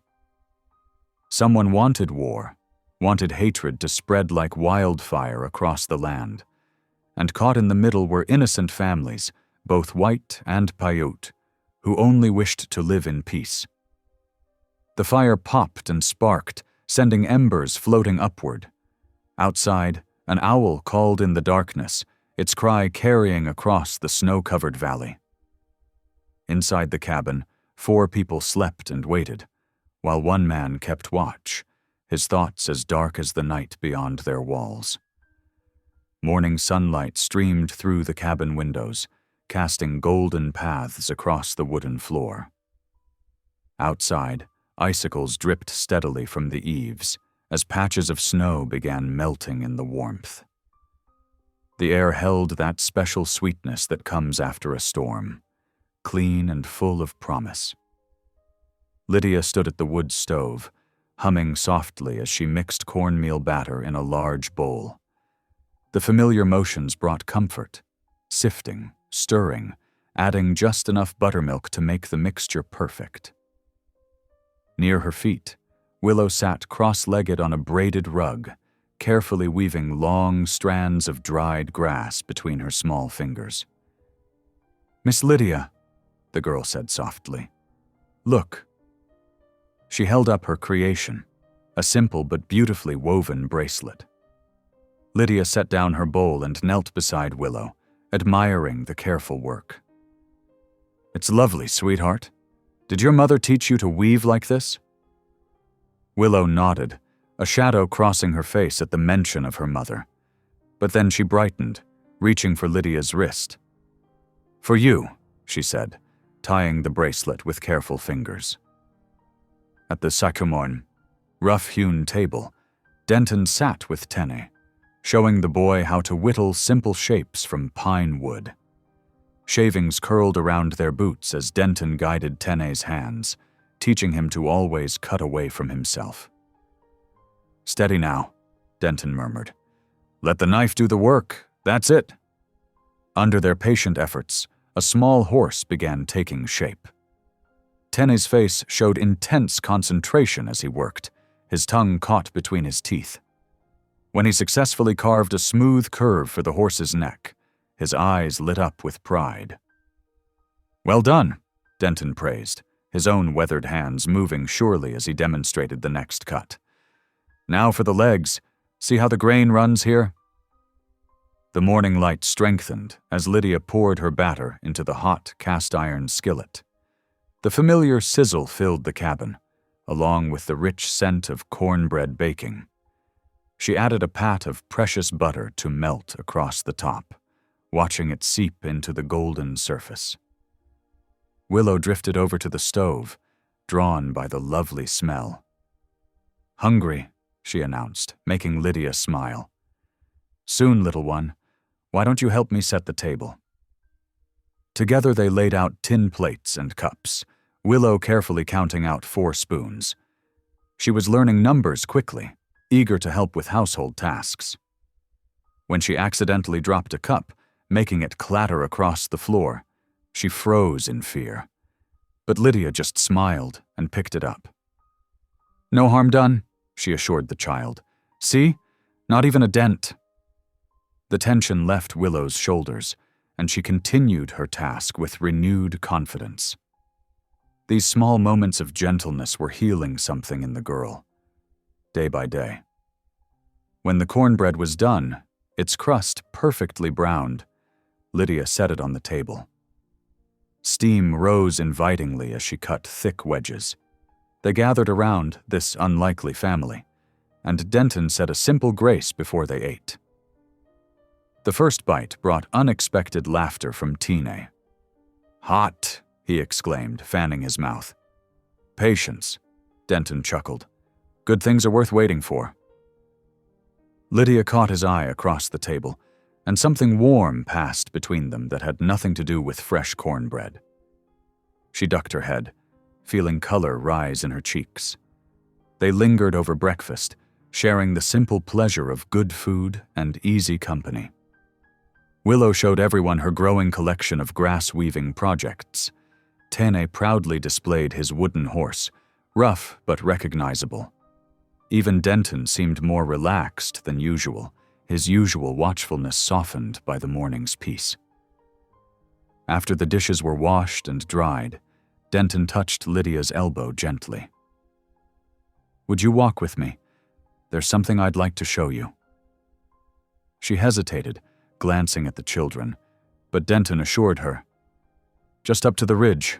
We can see the cabin the whole time. The children settled by the fire with their projects. Teen determined to carve a companion for his horse, Willow content with her weaving. Lydia wrapped a shawl around her shoulders, and she and Denton stepped out into the crisp morning air. He led her up a narrow trail through melting snow, offering his hand at steep spots. The exercise brought color to her cheeks and quickened her breath, but the climb wasn't too difficult. When they reached the ridgetop, Lydia gasped at the view. The entire valley spread before them, a patchwork of white snow and dark earth where the sun had begun its work. Distant mountains rose blue against the horizon, and closer hills rolled away like waves. Their cabin looked tiny below, smoke rising straight from its chimney in the still air. It's beautiful, Lydia breathed, drinking in the sight. Been meaning to bring you up here, Denton said. He seemed almost nervous, which was unlike him. Got something else to show you, too. From inside his coat, he drew out a carefully folded bundle wrapped in clean muslin. His hands were gentle as he unwrapped it, revealing a quilt of extraordinary beauty. The pattern was called North Star, Lydia noted automatically, worked in deep blues and rich creams that had aged to soft gold. This was my mother's, Denton said quietly. She made it as a girl, brought it all the way from Kentucky when they came west. It's about the only thing of hers I kept after... He trailed off, then cleared his throat. Anyway, I want you to have it. Lydia's hands trembled as she touched the careful stitching. Denton, I couldn't possibly... Please, he said. It deserves to be loved again, to warm a real home. Tears spilled down Lydia's cheeks before she could stop them. She tried to wipe them away, embarrassed, but Denton caught her hand. I know this isn't how either of us planned things, he said softly.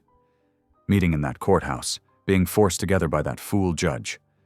But Lydia... He paused, choosing his words carefully. I've been alone a long time. Thought that's all I needed, just me and the mountains. But seeing you with those children, watching you make that cabin into a home, it's woke something in me I thought was dead. Lydia's heart hammered against her ribs. I was alone too, she whispered. People looked right through me like I wasn't worth seeing. Except the children. They saw me. I see you, Denton said simply. She clutched the quilt to her chest, this precious gift that meant so much more than fabric and thread. It was trust, acceptance, the offer of a future neither of them had dared hope for. They stood together on the ridge, watching the sun climb higher. A hawk circled lazily overhead, riding thermal currents. Below, smoke continued rising from their cabin, and if they listened carefully, they could hear Willow's high laugh carrying on the clear air. Tell me about her? Lydia asked softly. Your mother? Denton's face softened with memory. She was strong. Gentle too, but mountain strong, if you take my meaning.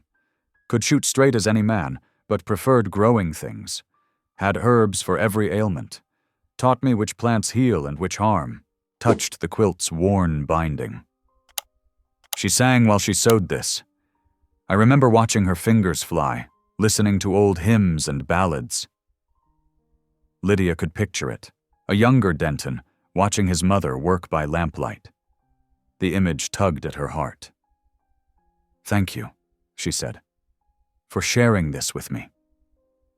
They stayed on the ridge through the afternoon, talking more freely than they ever had before.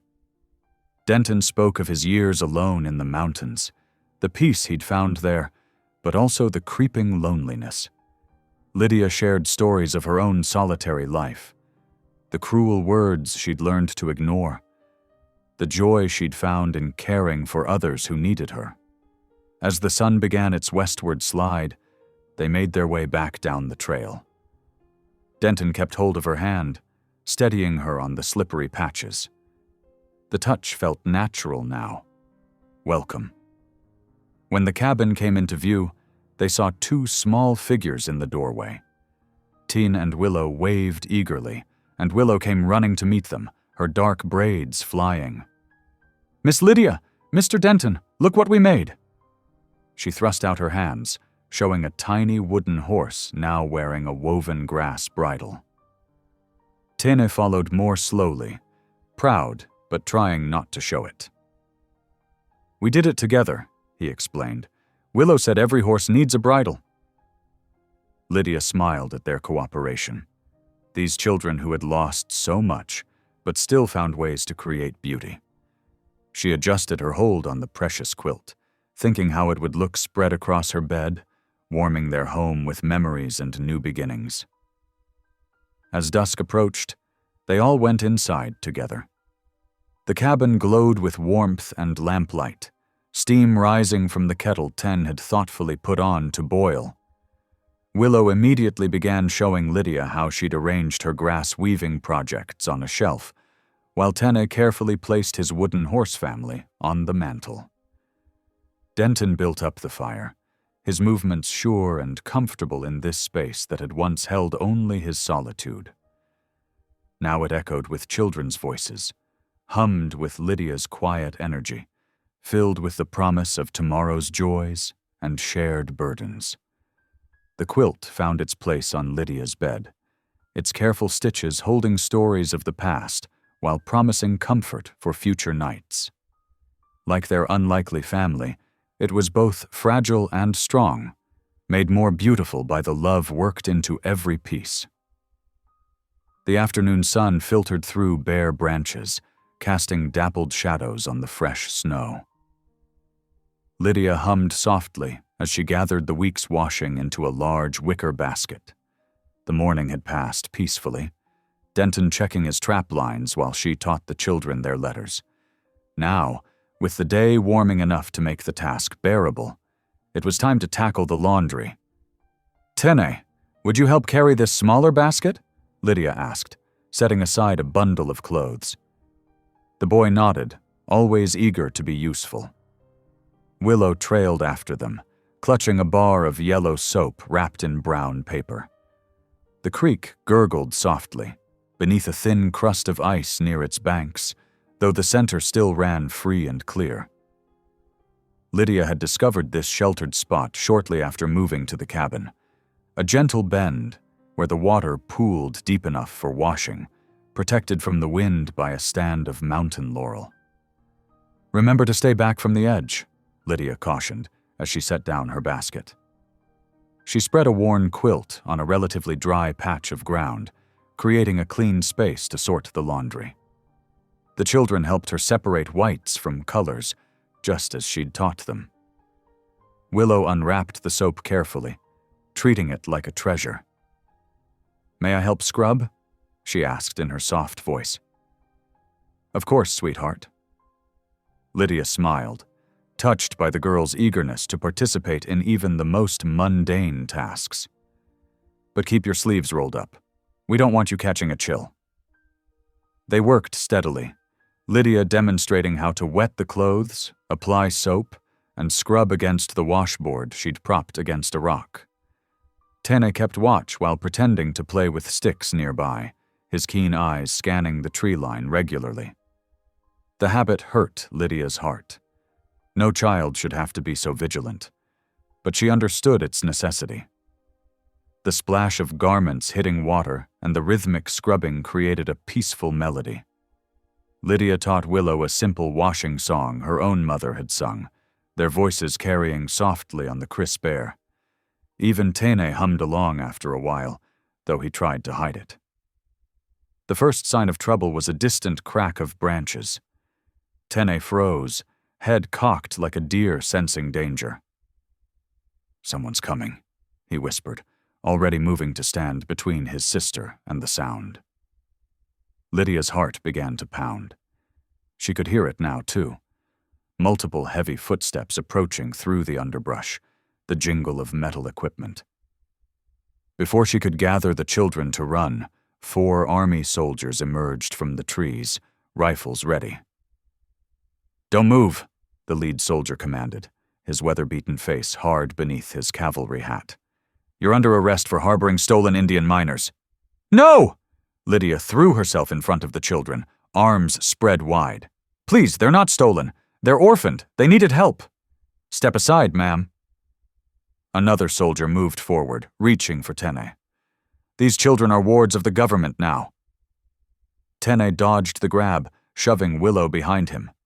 "Don't touch her," he shouted, his small face fierce with determination. Everything happened too fast after that. 2 soldiers lunged forward, easily overwhelming Tene's resistance. One grabbed each child, lifting them bodily as they kicked and struggled. Willow's terrified scream pierced the air. "Stop it!" Lydia cried, trying to reach them. "You're frightening them, please!" A soldier blocked her path with his rifle. "Ma'am, don't make this worse for yourself. You're already facing serious charges." "Lydia!" Denton's voice roared from the direction of the cabin. He came charging down the hill, his face transformed by fury. Before anyone could react, he struck the soldier holding Tene, sending the man staggering. "Denton, no!" Lydia screamed, but it was too late. 3 rifles snapped up to point at his chest. "On your knees!" the lead soldier barked. "Hands where we can see them!" For a terrible moment, Lydia thought Denton might fight anyway. But then Willow sobbed, and the sound seemed to pierce his rage. His shoulders slumped, and he slowly raised his hands. "You're under arrest for assaulting a federal officer," the lead soldier declared, producing iron handcuffs. The metal clicked shut around Denton's wrists with terrible finality. "Please," Lydia tried one last time, her voice breaking. "The children need us. They trust us." "They need proper authorities," the soldier replied coldly, "and you need to face justice for interfering with federal Indian affairs." Lydia could only watch helplessly as they marched Denton away, followed by the soldiers carrying the struggling children. Tene called out something in Paiute, a promise, maybe, or a farewell.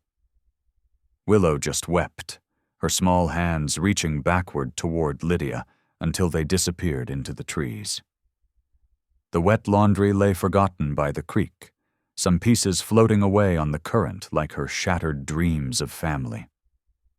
Lydia gathered what she could with trembling hands, tears blurring her vision.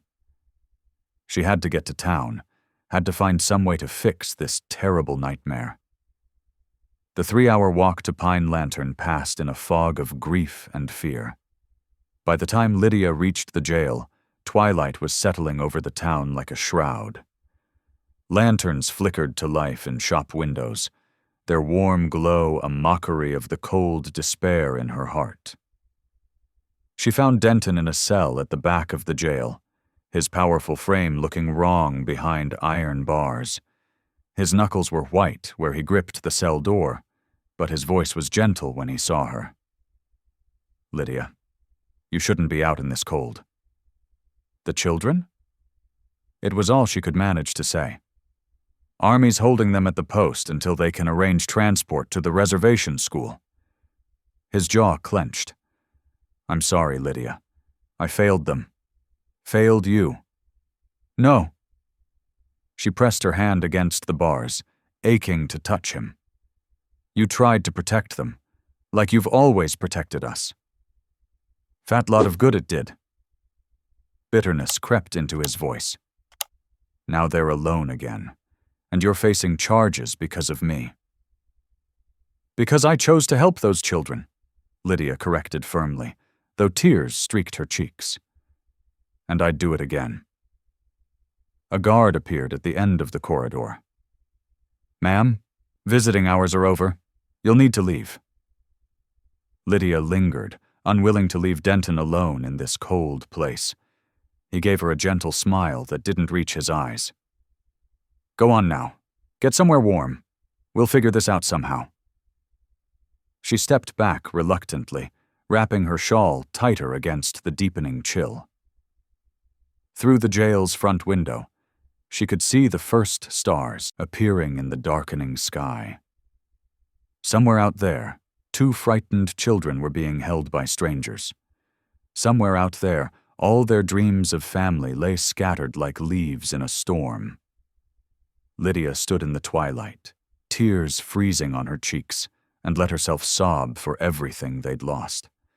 The sound echoed off the buildings, a lonely counterpoint to the evening bells tolling from the church. She had no idea how they would recover from this, how they could possibly make things right again.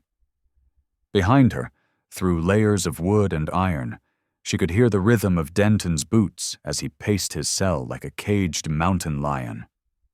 7 steps one way. Turn. 7 steps back. Over and over, marking time in a space too small to contain his worry and his rage. The street slowly emptied as townsfolk hurried home to their warm suppers and comfortable lives. No one met Lydia's eyes or offered comfort.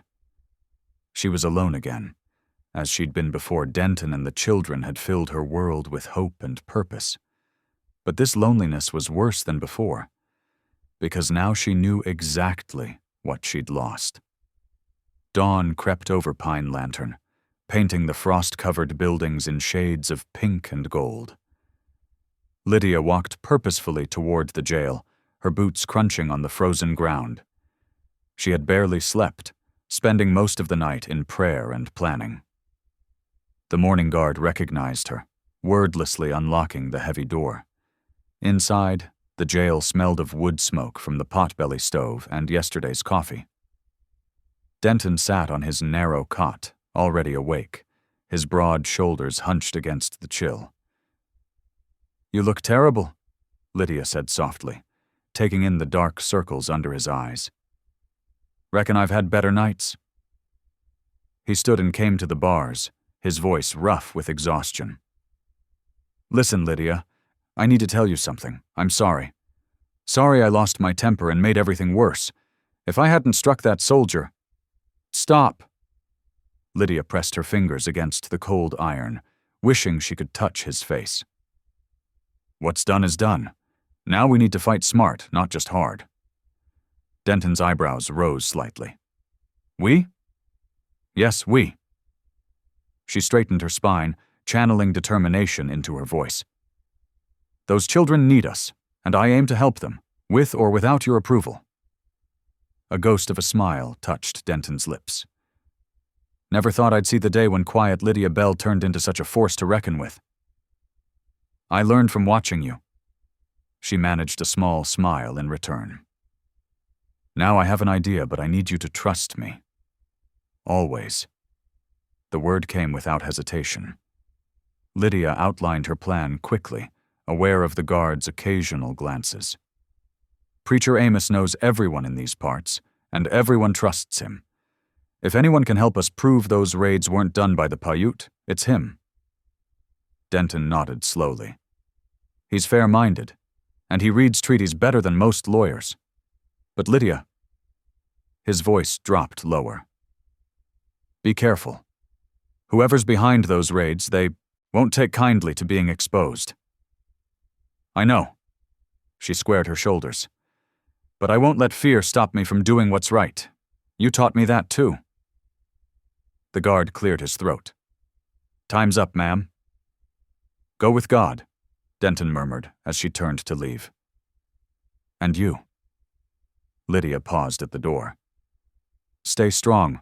We're not finished yet. Outside, the morning had warmed enough to soften the frost. Lydia borrowed an old mare from the livery stable, grateful that the owner still remembered her mending his family's winter clothes. The mission church lay 2 miles outside town, a humble building of weathered wood and quiet dignity. Preacher Amos was already awake, tending his small vegetable garden despite the cold. He straightened as Lydia approached, brushing dirt from his hands. "Sister Lydia." His gentle eyes took in her determined expression.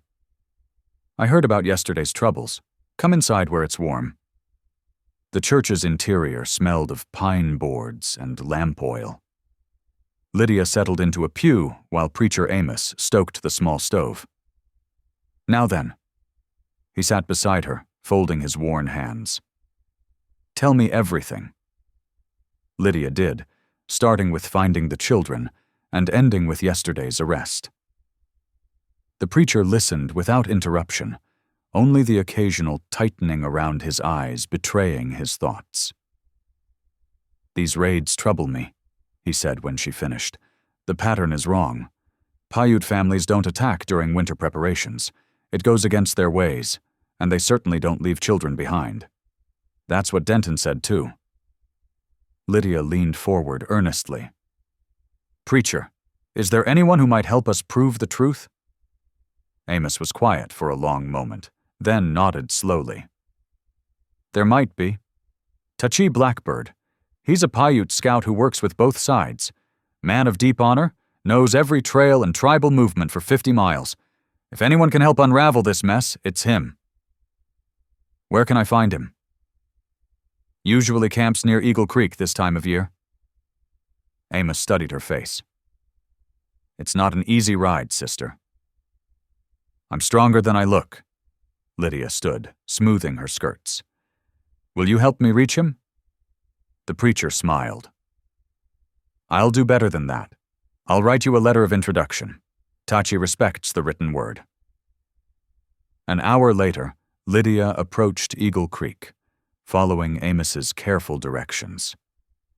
The terrain grew rougher, patches of early snow dotting the shadows between trees. She found Tachi's camp exactly where the preacher said it would be, a small clearing marked by a lone cottonwood. The Paiute scout materialized from the trees like a shadow taking form. He was lean and weathered, with keen eyes that seemed to look straight through pretense. Lydia dismounted carefully, holding out Amos's letter. "Preacher Reed sends me," she said clearly. "I need your help." Tachi read the letter slowly, his expression unchanging.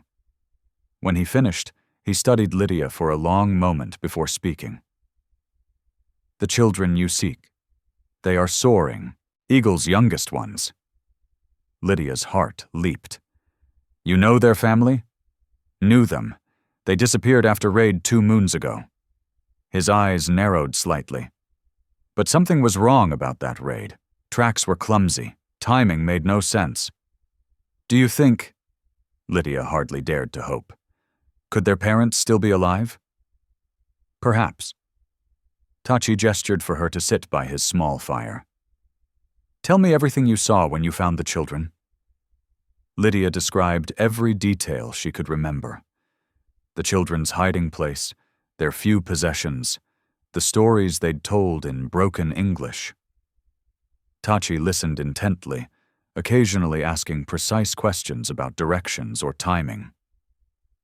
"The real raiders are white men," he said finally. "They drive our people from good land, blame violence on us.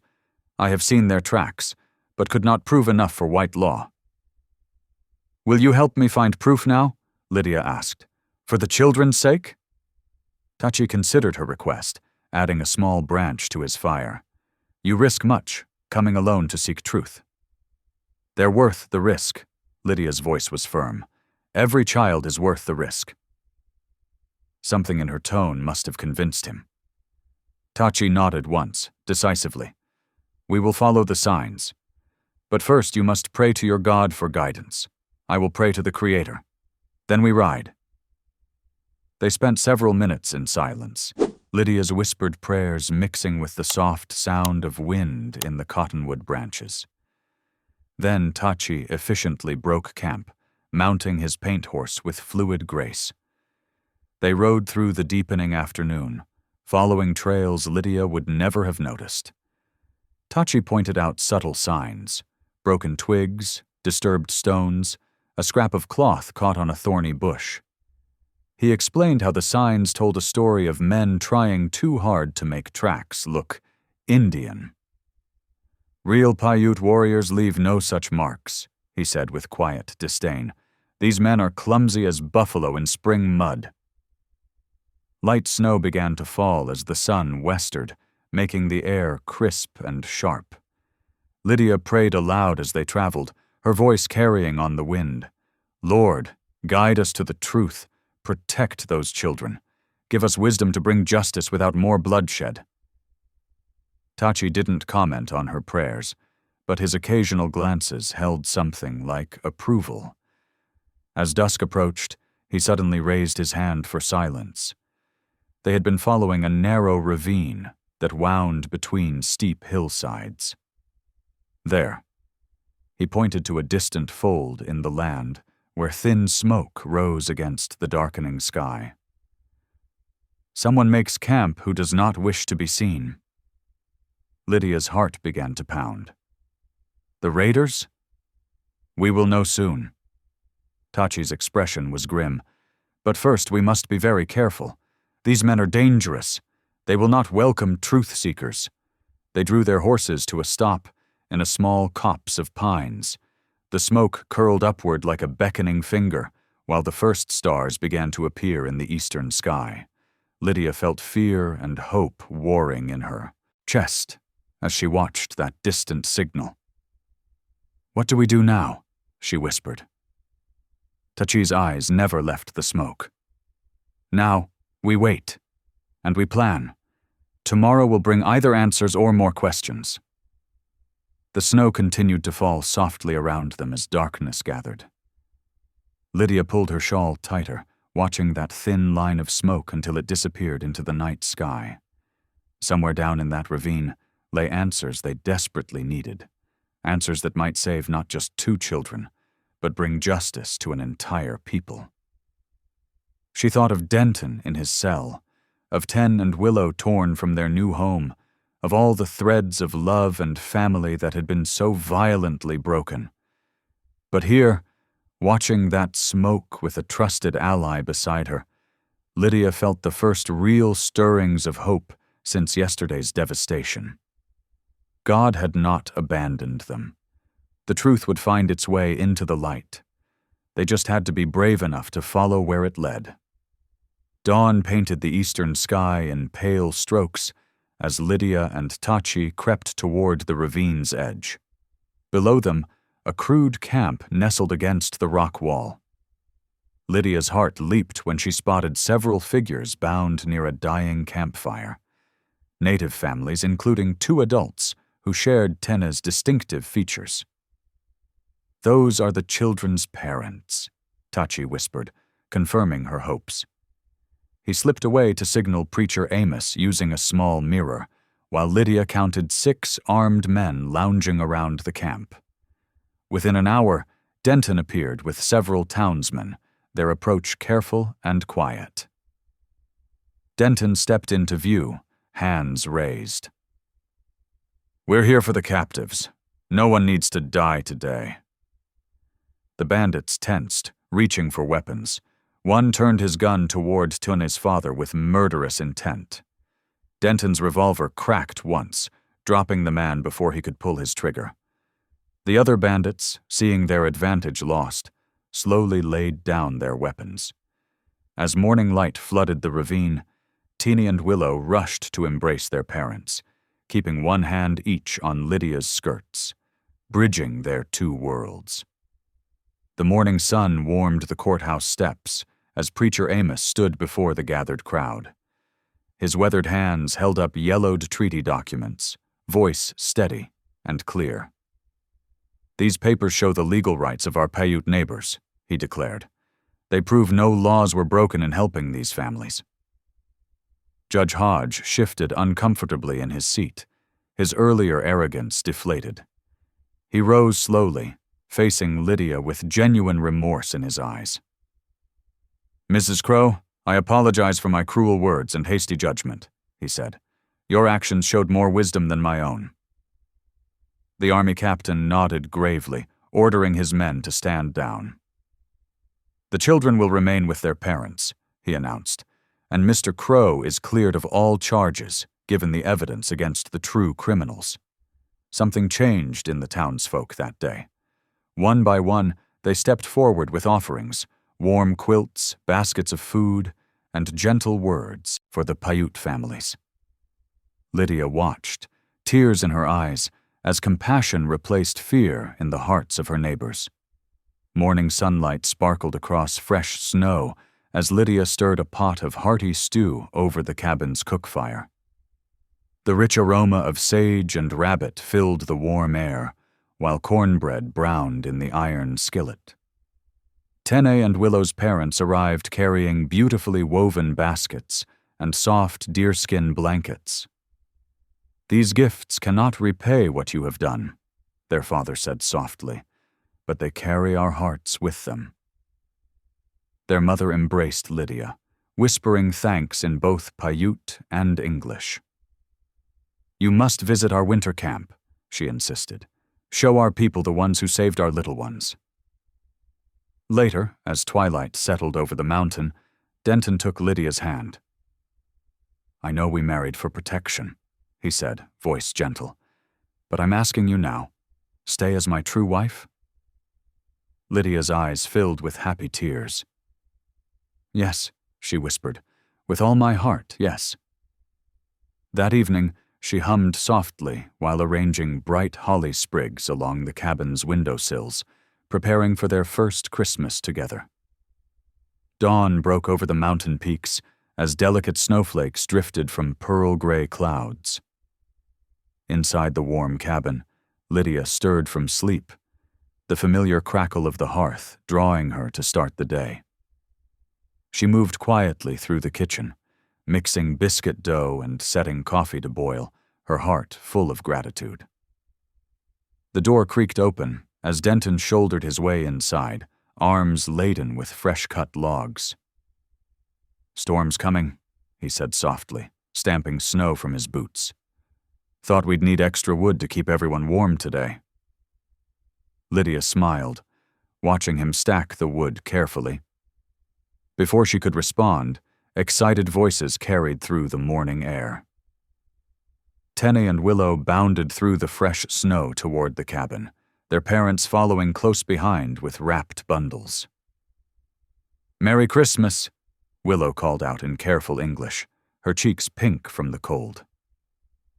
Tina presented a small wooden bear, expertly carved by his father's hands. "For you," he said to Denton, standing tall. "Because you are strong like bear, but gentle too." Their mother stepped forward, offering Lydia a length of cloth painted with traditional designs. "To remember us by," she explained warmly, "though we will visit often." Denton's eyes grew misty as he held the carved bear, his rough fingers tracing its smooth surface. These children, who once hid in shadows, now brought light and laughter to his home. They had become family in ways deeper than blood. Lydia gathered everyone around the table, joining hands in a circle. "Dear Lord," she prayed, her voice soft but steady, "thank you for bringing us together, for showing us that love knows no boundaries." After the meal, they all stood in the cabin doorway, watching Tene and Willow chase snowflakes and build small snow forts. Denton slipped his arm around Lydia's waist, drawing her close. "Who'd have thought," he whispered, "that the judge's cruel joke would bring us such blessing? These children, their family, they've given us more than any blood sons could." Lydia leaned into his embrace as happy shouts echoed across the snowy yard, their future stretching bright and promising before them. Thank you for listening. Stories connect us in the most unexpected ways. If you felt that spark today, make sure you're subscribed. I share a new one daily, and the next might change your day.